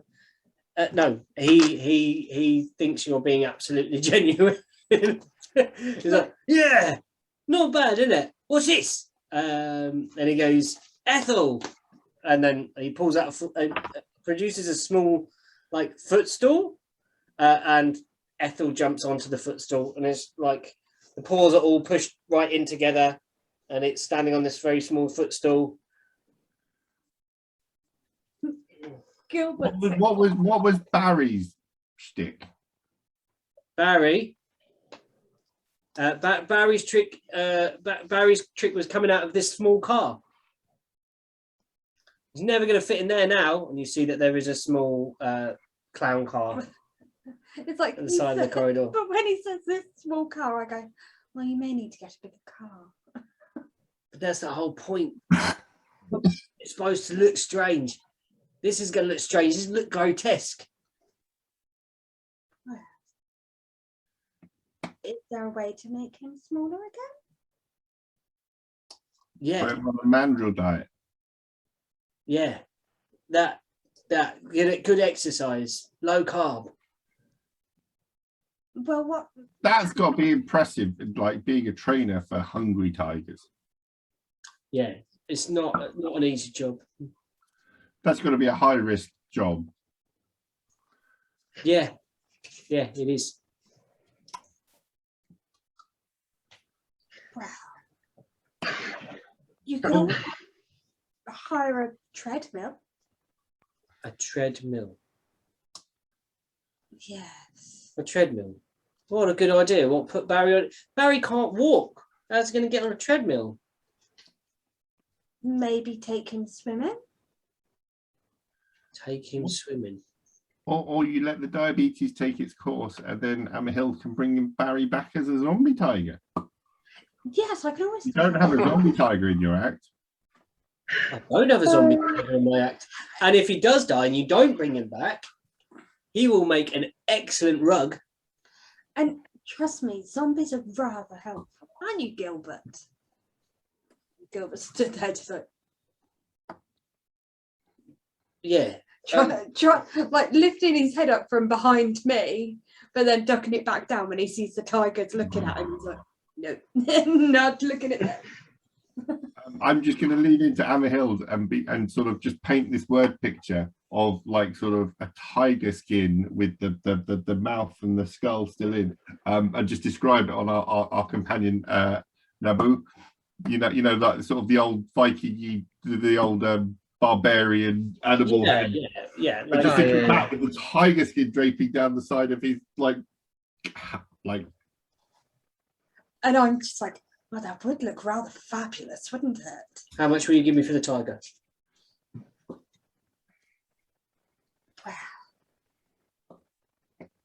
Well, seeing as he can't earn you any money now, Yeah, I might as well make as much money as I can. How much for the tiger? well, you could give him to us. I'll take one of those chromatic orbs.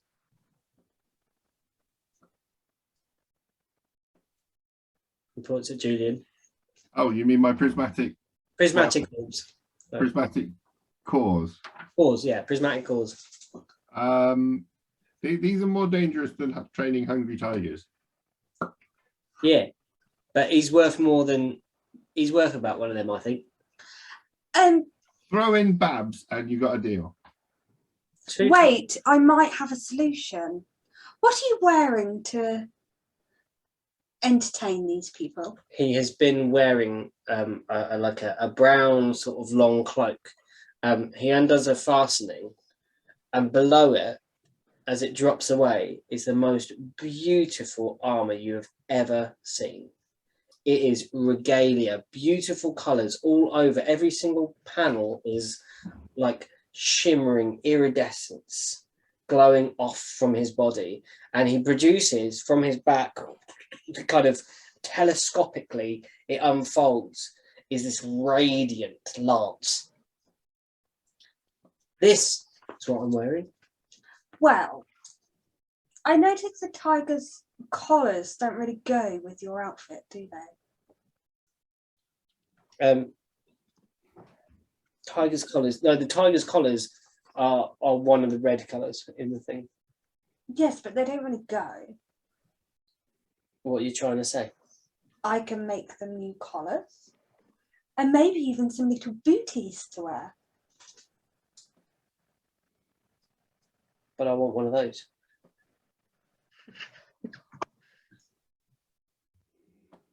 Roll your luck. See if you can persuade with your luck. Like, are you lucky enough to persuade this fellow? So you're down to 10. 2d6 and under 10.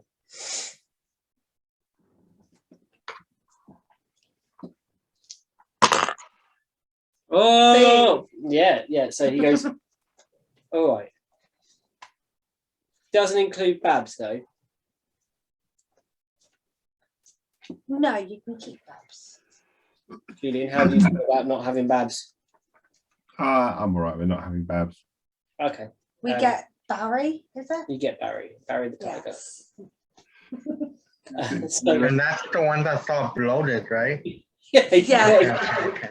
You got yourself one morbidly obese tiger for the cost of some fabric that you just stole from the wall merchant downstairs. And I turn around and go, I tell you what, when we're done with Barry, I can always give you a piece of him. You know, it's like a keepsake, if you would like. It's a bit morbid. No. It's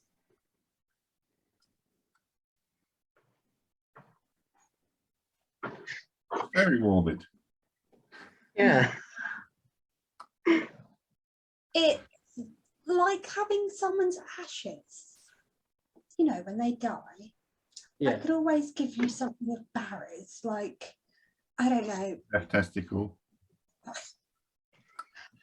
I was thinking, If you can ever find in under all that.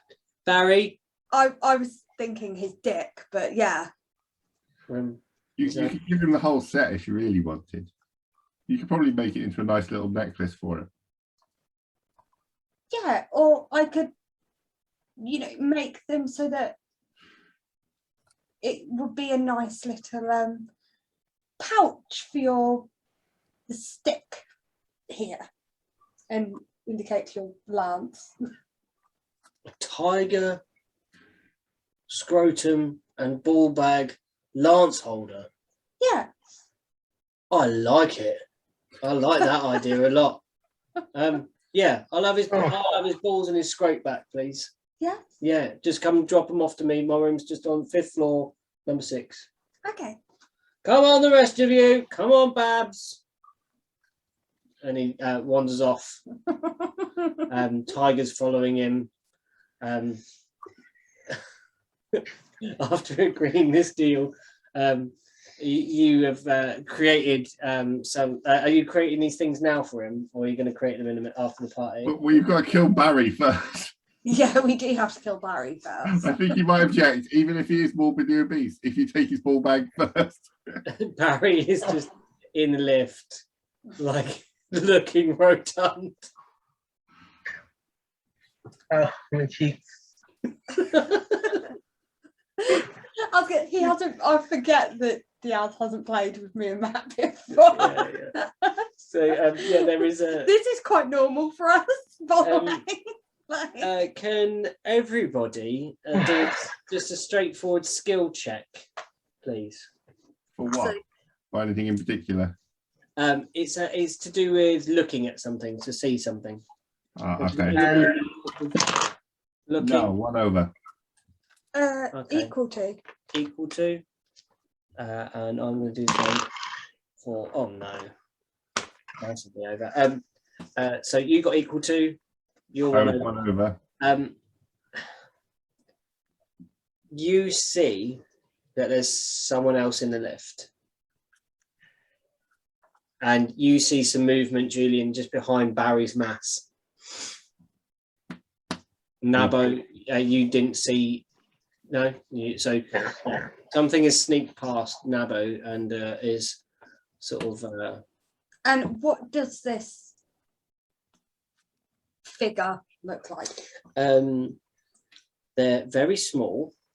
Yes. They are wearing a jumper that is striped in yellow and blue, really wide banded stripes. The sleeves look too long. Yeah. The hat is too big. Looks like a witch's hat, but kind of floppy. Yeah. And it's kind of like to here. The roll neck's up to here, so you just see black and like little eyes. And the jumper nearly reaches the floor, apart from 2 boots, little pointy boots sticking out the bottom. Okay. And I turn around and I go, well, I bet that sounded like a great conversation to you, didn't it? To the little thing. Yeah. It claps, and there's a ching, ching, ching, ching, ching, ching, ching as it claps, and you see that its hands are made of metal.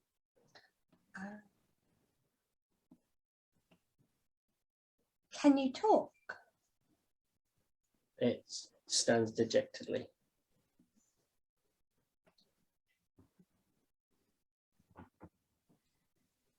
Name? It flicks its 4 fingers, but in a certain order, and they go tick tock ding dong.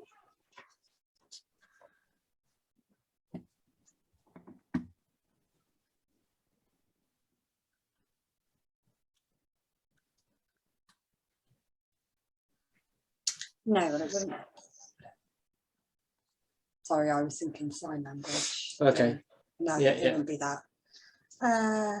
Wait, it did what with its fingers? To do what? It flicked with one of its metal fingers. It flicked its other metal fingers like this in an order that made it say ding dong, ding dong.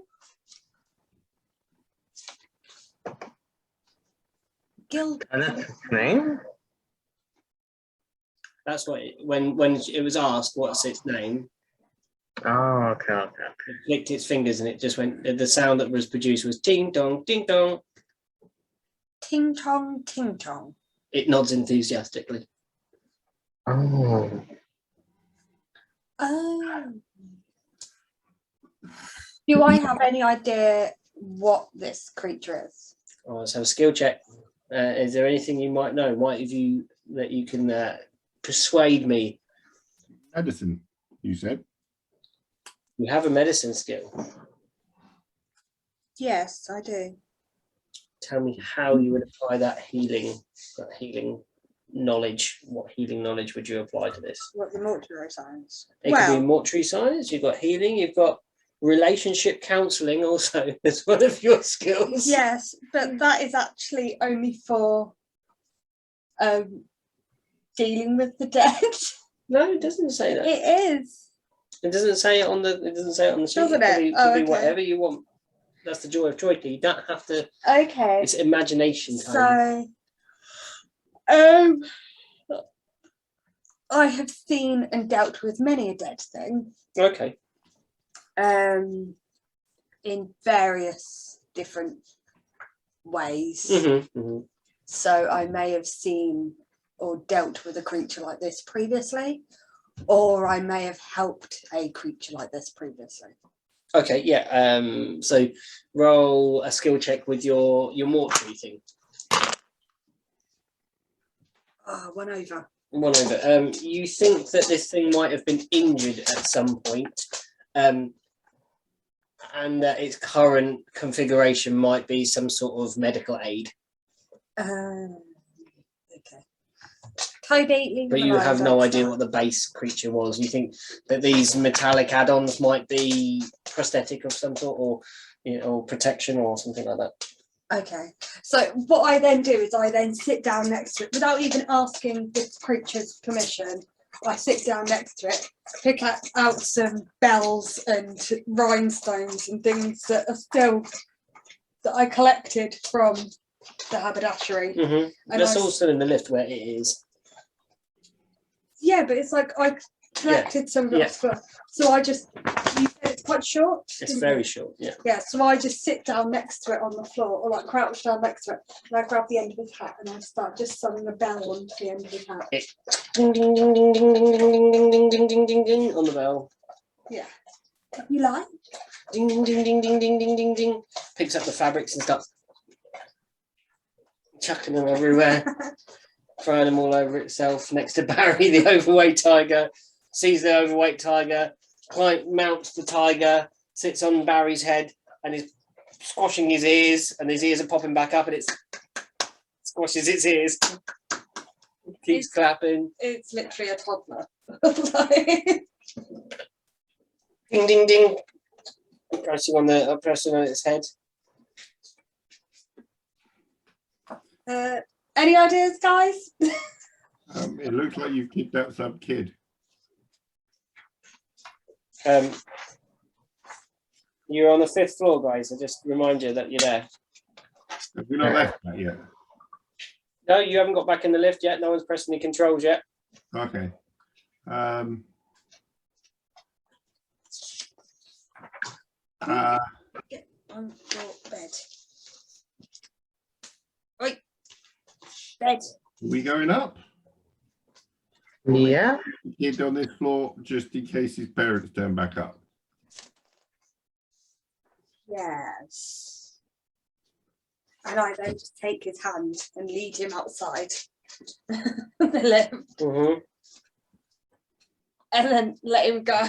But I like roll 2 bells outside the lift as well, so he can play with them. Okay. So out behind us, a set of tigers rolls 2 bells, and the little chap runs out after them, picks them up, shaking them furiously, turns around, and the lift doors start closing, and there's this like sad violin music starts playing, and he drops crestfallen his little hat, his little metal arms, his jumper somehow becomes more baggy as the doors shut on this poor little chap. And you're now in a lift with the delightful Barry. What would you like Is to there do? some sort of intercom in this lift? Please make a check. How would you investigate for this if you're looking for an? Oh, I'm going to look for it. Yeah, so, I mean, I haven't got any skills that would apply, so I can just. Okay. Let's see if you're lucky then. I guess we'll see if. I just did a normal skill and was 2 over. Okay, normal skill with 2 over. You look, but it appears.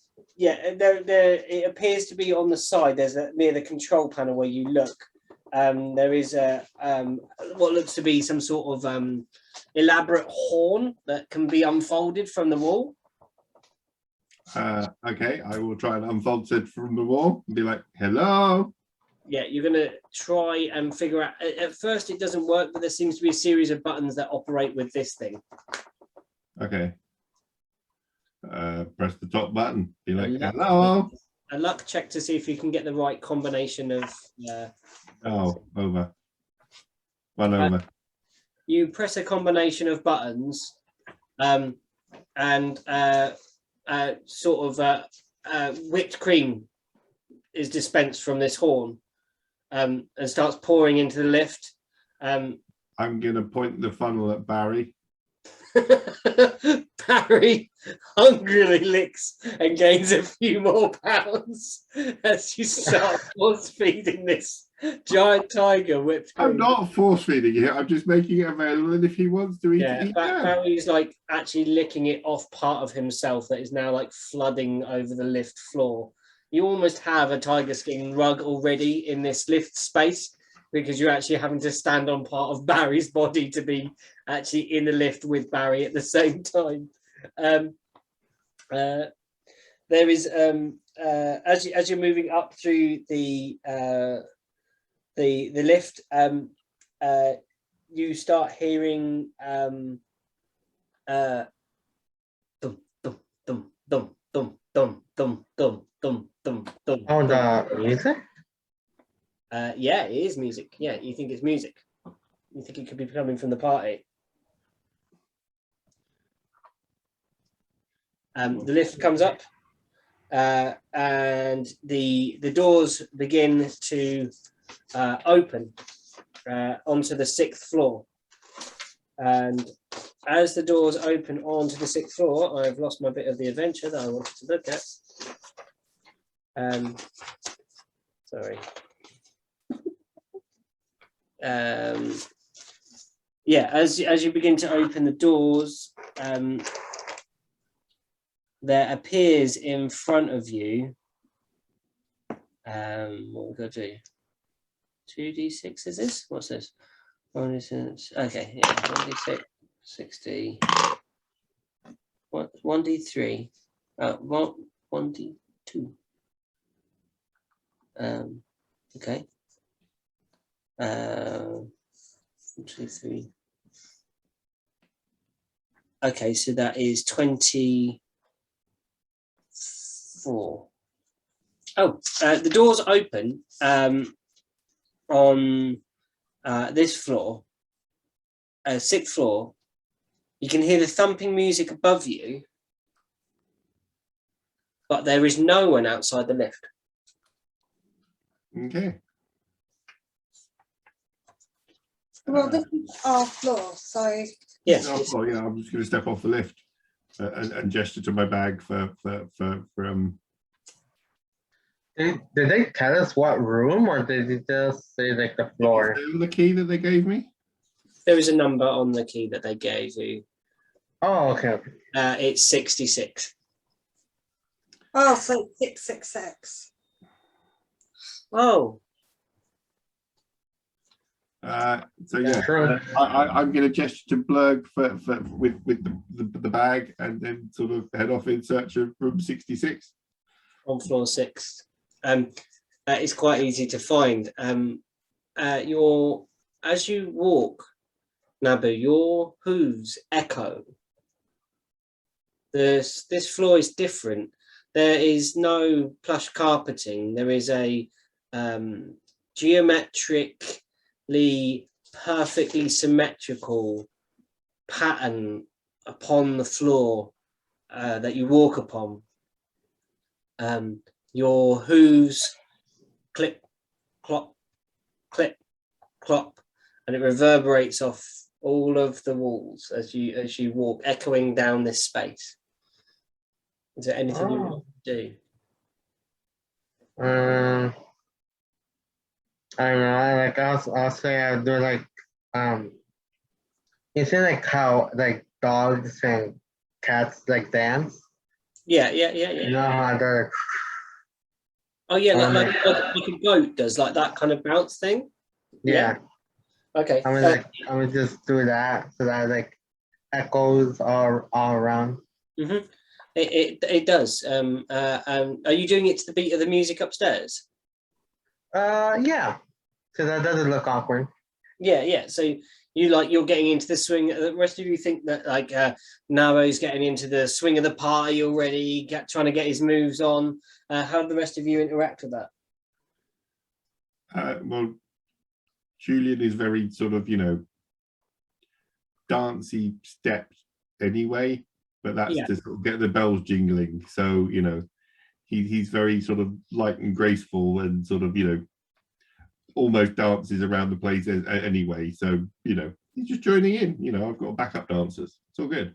Okay. Blurg's going to give it a go. I'm going to use his skill Second Sight to. Oh, actually, I think I get Second Sight if I eat my sweet. No, I don't know that. There's a thing. So, I'm just going to roll to use Second Sight. So I've got to roll 2d6 on the floor. I don't double 5. You see his eyes go a strange sort of misty purple, like over the even over the whites of Blurg's eyes as he looks at this pattern on the floor, because it's kind of tripping him out a bit. So he wants to have a closer look, but nothing comes of it. Blurg starts trying to dance. Oh, and then he remembers his nice thing. He's like, oh, then flush, oh, then flush, oh, then flush. He's doing that in the tune of like to the beat that Naboo's dancing, and Julian's like, ching, ching, ching, ching. I kind of imagine you doing like, what's it? Is it called maypole dancing? No, what's it? Morris dancing. Yeah, you're like Morris dancing. No, I don't know. I think I can kind of see sort of it's sort of it's very light and floaty steps that cause all the bells to jingle. Yeah, and what do you do? I'm just walking behind them all, with Gilbert walking behind me, carrying my bags. Is Gilbert dancing? Oh no. No. Okay. Gilbert is like afraid to do anything apart from walk in a straight line right now, because he's like, his hand has already fallen off a couple of times today, so he's kind of like, I need to just like stay as still as possible whilst moving. Do you know what I mean? It's like on Mars Attacks, the woman from Mars Attacks. Do you remember how she moves? She's like this, like just kind of glide. You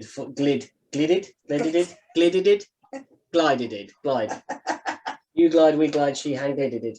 That's an Eddie Izzard joke there for everybody. But yes. Yeah, so you move seamlessly along this tiled floor. And I am just like I said, the way that I move is just almost like floating. And I'm just walking behind them, just shaking my head. Just like, you cut to like door 64, and you realise you have to turn a corner. Yes. Julian, you turn the corner and there is a rug now on the floor, but just in the middle. Okay. And there's some children sat there on this rug in the middle of the hallway. Hey, if you go down there, there's a tiger you can get tiger rides on. You're going to point down the corridor towards Barry. They look at you like, you're not supposed to take things from strangers. I'm not giving you anything. I'm just saying if you go down there, there's a tiger you can ride on. You're trying to give us a tiger. Welcome. His name's Barry. Suppose that's not a stranger. I now know the tiger's name, but you're still a stranger. I'm Julian, and I'm going to my room, so I will leave you be. If you'd like a tiger, he's back in the lift. And then the other one that's not really paying attention to you goes, "Ha! Told you, I beat you," to the other child. I remember about Barry, and I just quickly tap Black, and I'm like, could you go and get the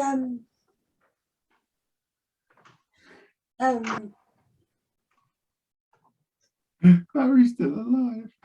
Yeah. Could you possibly go and dispose of Barry, please? Disblows. Well, Well, we kind of want his coat, and I he wasn't wearing a coat. no, his fur. His fur. Yes, if you skin him, it will come off all in one. I can do. I can skin things. Yeah, if you could do that, make sure he's dead first. That'll be a lot of pain to put in. Sorry. Yeah.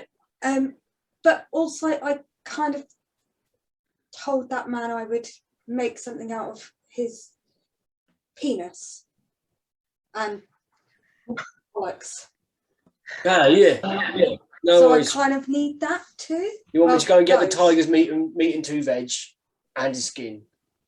Yes, But please. kill him first. Yes, make sure you kill him first. But also, if you would like a little zombie friend like mine, I could always bring him back as a zombie so that you've got a really cool. A skinless zombie tiger. Yes. That is cool. I You could see, always like, bring him back. this is the first time you've seen Blurg, like, yeah, yeah, skinless zombie tiger. Yes, that's the kind of thing I'm talking about. More like the old days. No, not like the old days. Make him a shirt like mine. Okay. Then it will be like old days and new days combined. Okay, would you like me to make him some little booties? Booties and a shirt. Yes. Old days, new days. Yes. He's like, come on then, kids, we'll go kill this tiger. So he grabs both the children's hands No, and no. starts marching up Oh, down the no. corridor with these 2 children. There are some like, yay, from round the corner. Tiger! And then, tiger! And then about half an hour later, you just see Barry come back. Barry? You see Blurg come back round the corner with like over this massive tiger skin, and in the other hand this kind of mangle of testicle and penis. And he just dumps him on you like that. There you are. Thanks. Oh, What happened to the children? They're playing with Barry. Playing with Barry. Yeah, gave him an eyeball each.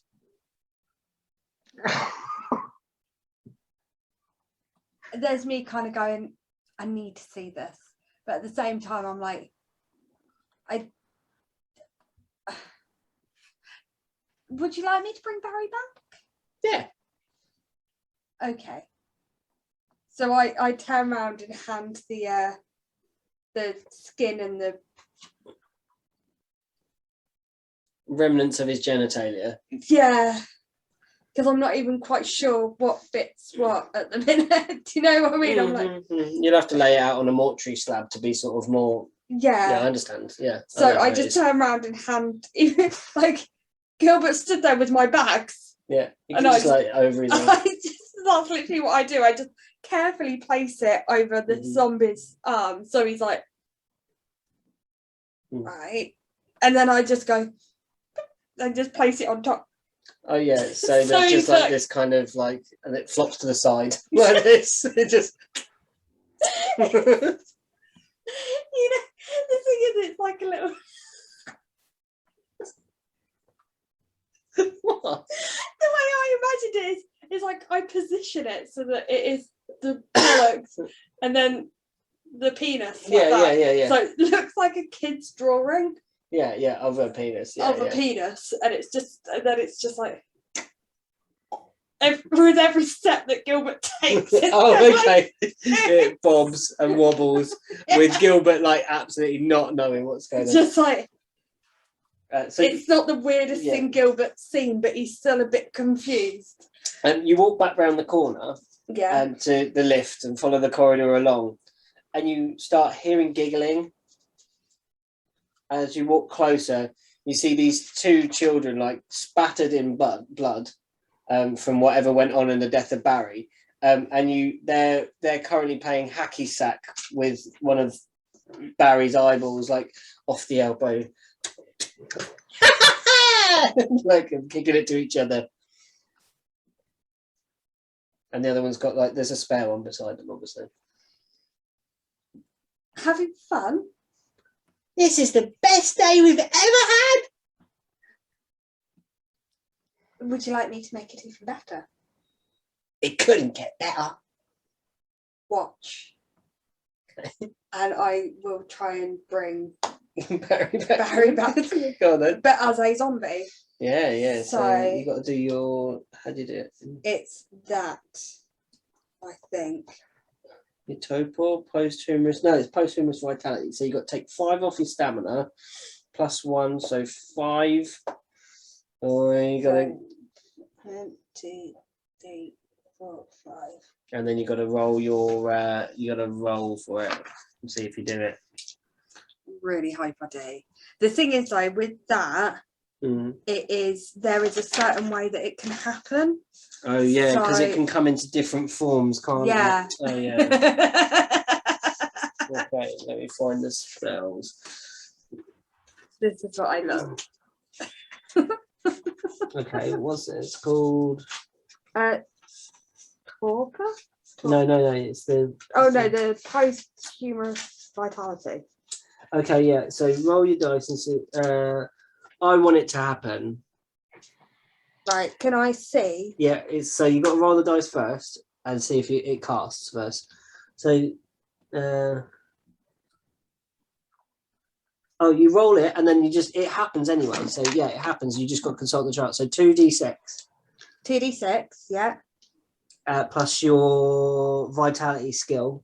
Yeah. And then you consult the chart. So it's your 2d6 plus your skill plus your vitality. Plus my skill. Yeah, plus your 1. Plus whatever those dice are. 14. 14. Yeah, it does. It happens. So So- is he now back as a zombie or a full-on skinless tiger? It's a full-on. Well, it's got no skin, so it comes back in the form that it is currently in. So it comes back as a skinless tiger. As it stands, all that area between. Oh, and it's got no eyes either. It's got no eyes at the moment. There's one eye. As I said, there's a spare on the floor.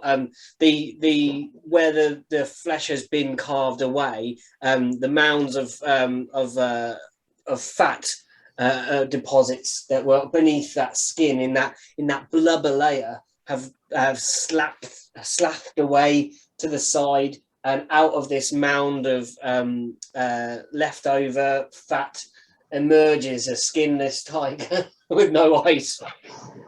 All right, so is it brought back to life or as a zombie? It is a zombie. Okay.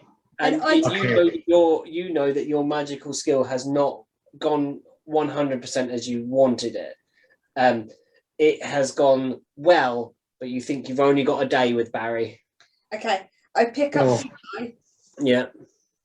kind of put it into place and like work it around a bit so that There's a wincing, and then the muscular structure sort of, and there's just like the of the muscles that cover that area kind of try to contract and blink, and then it starts looking around.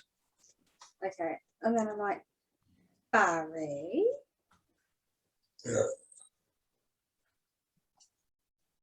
Are you hungry? Come on. And what does Barry do? Barry trots towards you. Cool. I lead the way down the corridor to where The kids are like, I lead the way to where everybody is stood, and I go. are you encouraging the kids to come? They're just standing there like, Oh, they can do what they like. I've just made that absolute yeah. Can we ride it like the other man said? Oh, maybe not while he's in this state. We'll be gentle. You can come with us. Sure.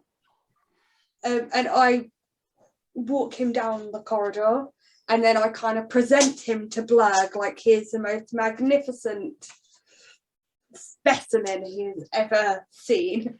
Blurg,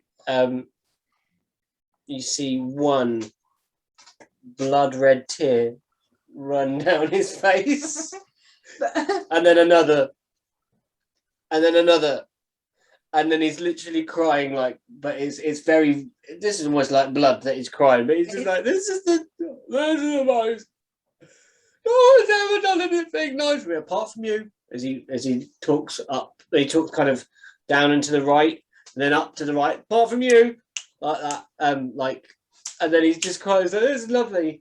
The kids go, you like your tiger, mister? He's like, I love it. And I'm like, but slight hiccup. Then you hear from down the corridor, Hiccup, and you realise the gaseous blob is still hiccuping down the corridor in the lift. Oh, oops.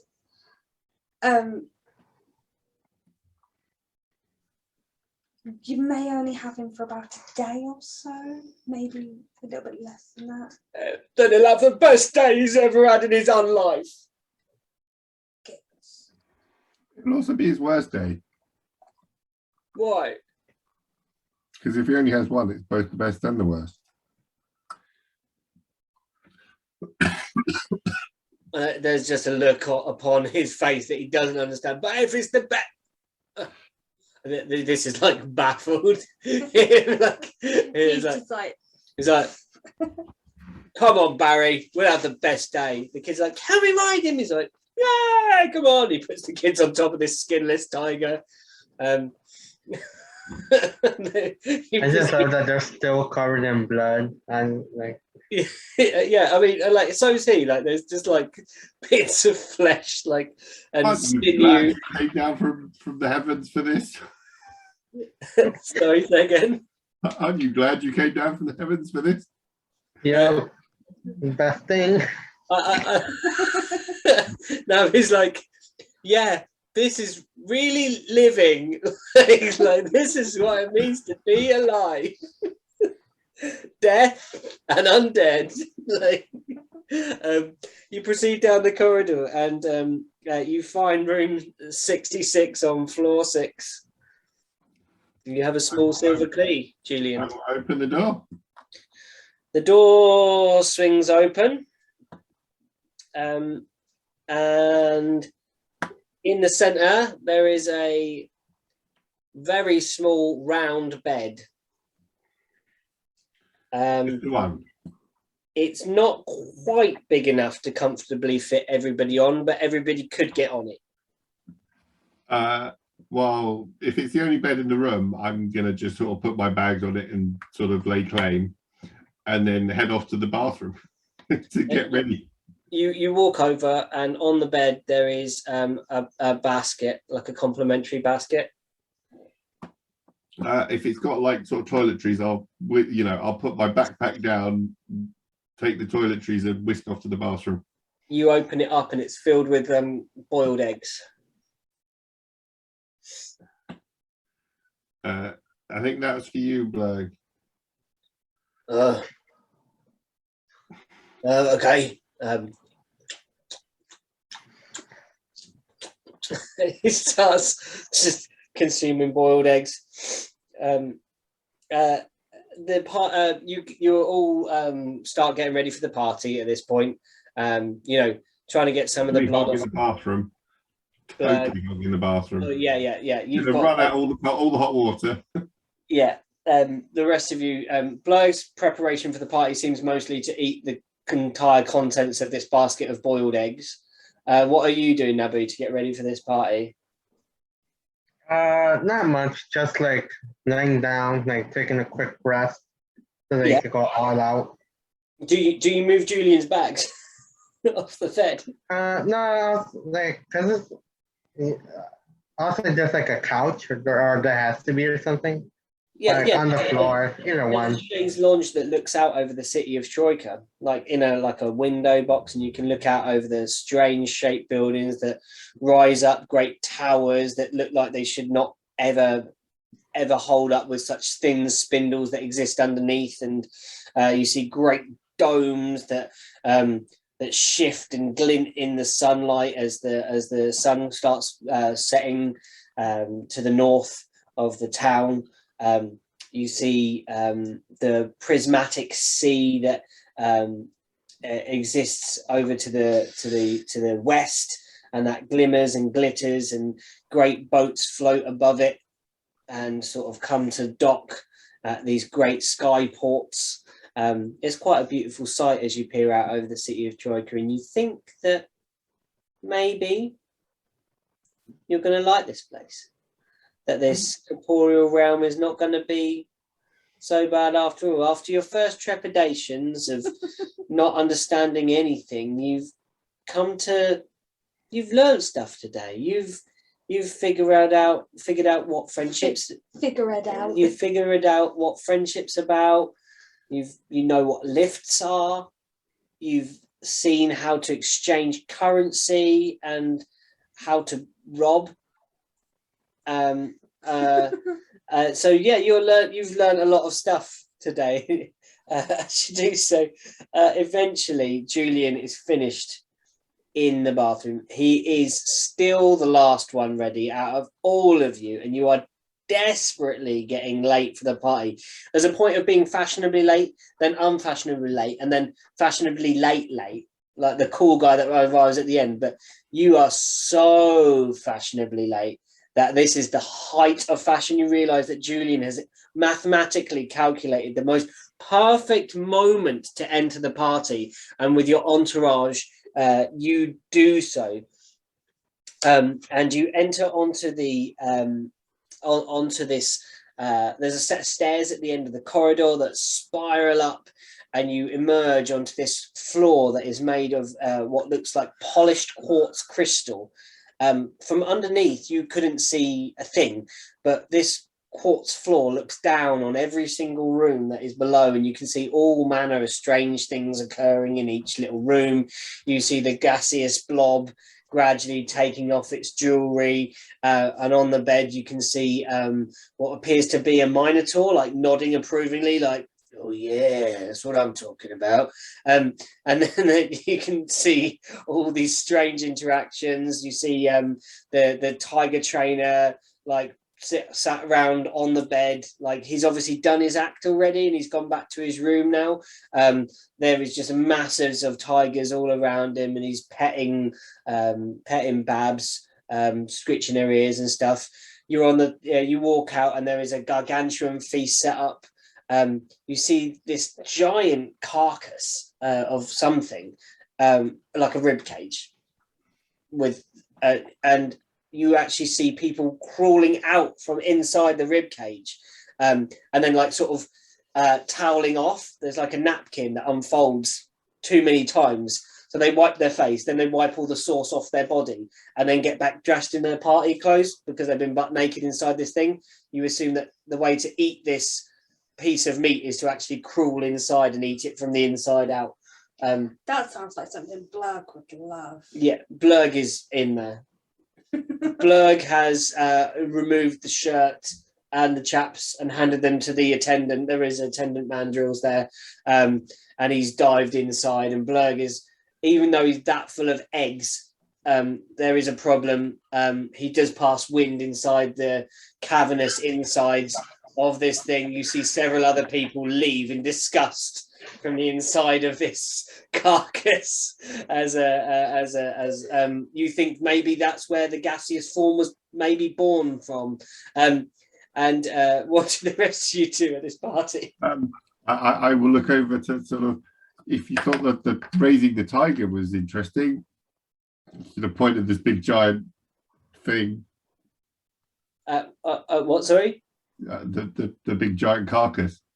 Oh yeah. There's a giant carcass there. Yeah. Oh, you're saying to. Tiger's one thing.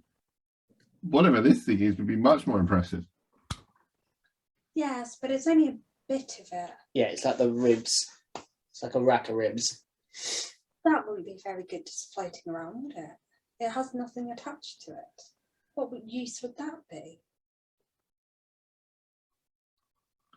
That's what he's. Is that what you say? Is that what you say to Julian? Yeah. Yeah. Yeah. What use would it be? Okay. I think of it more as a sort of performance art.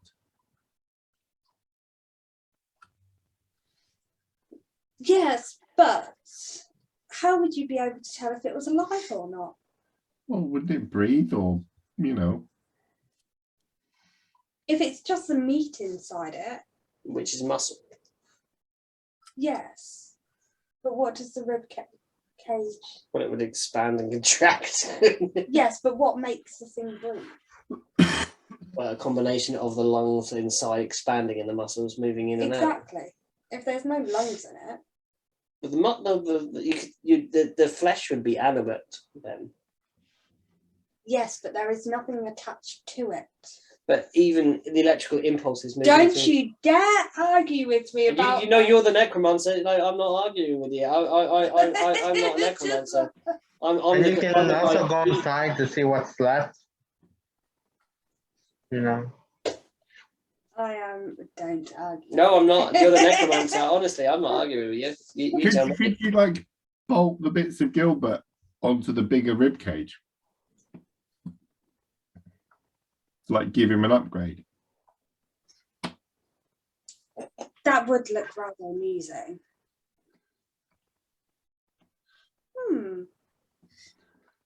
I might ask when they're done with it. Yeah, what would you like to do, Nabo at this party, like while they're pondering this? She's gonna go and like look for the dance floor. I'm assuming it's like a large area, and like it's gonna go in like in the middle of it and like start going out like. Yeah. And I think that's where we probably end this game. There is you two looking at this thing, wondering how to attach a zombie, like the kind of, you know, like when you've got the wrong size Allen key and you're trying to put together some IKEA furniture. You're trying to work out how you're going to get Gilbert's head onto this this gigantic spinal column. Inside of the spinal column rib cage is a hungry sort of chaos champion scoffing down and farting merrily. Julian and you, Naboo, climb onto the dance floor and dance the night away as you reach your destination. And that is where we shall end this game of Troika. Yeah. Well done, everybody. That was actually not too painful. Oh, I'm going to stop the recording. Oh, that was so true.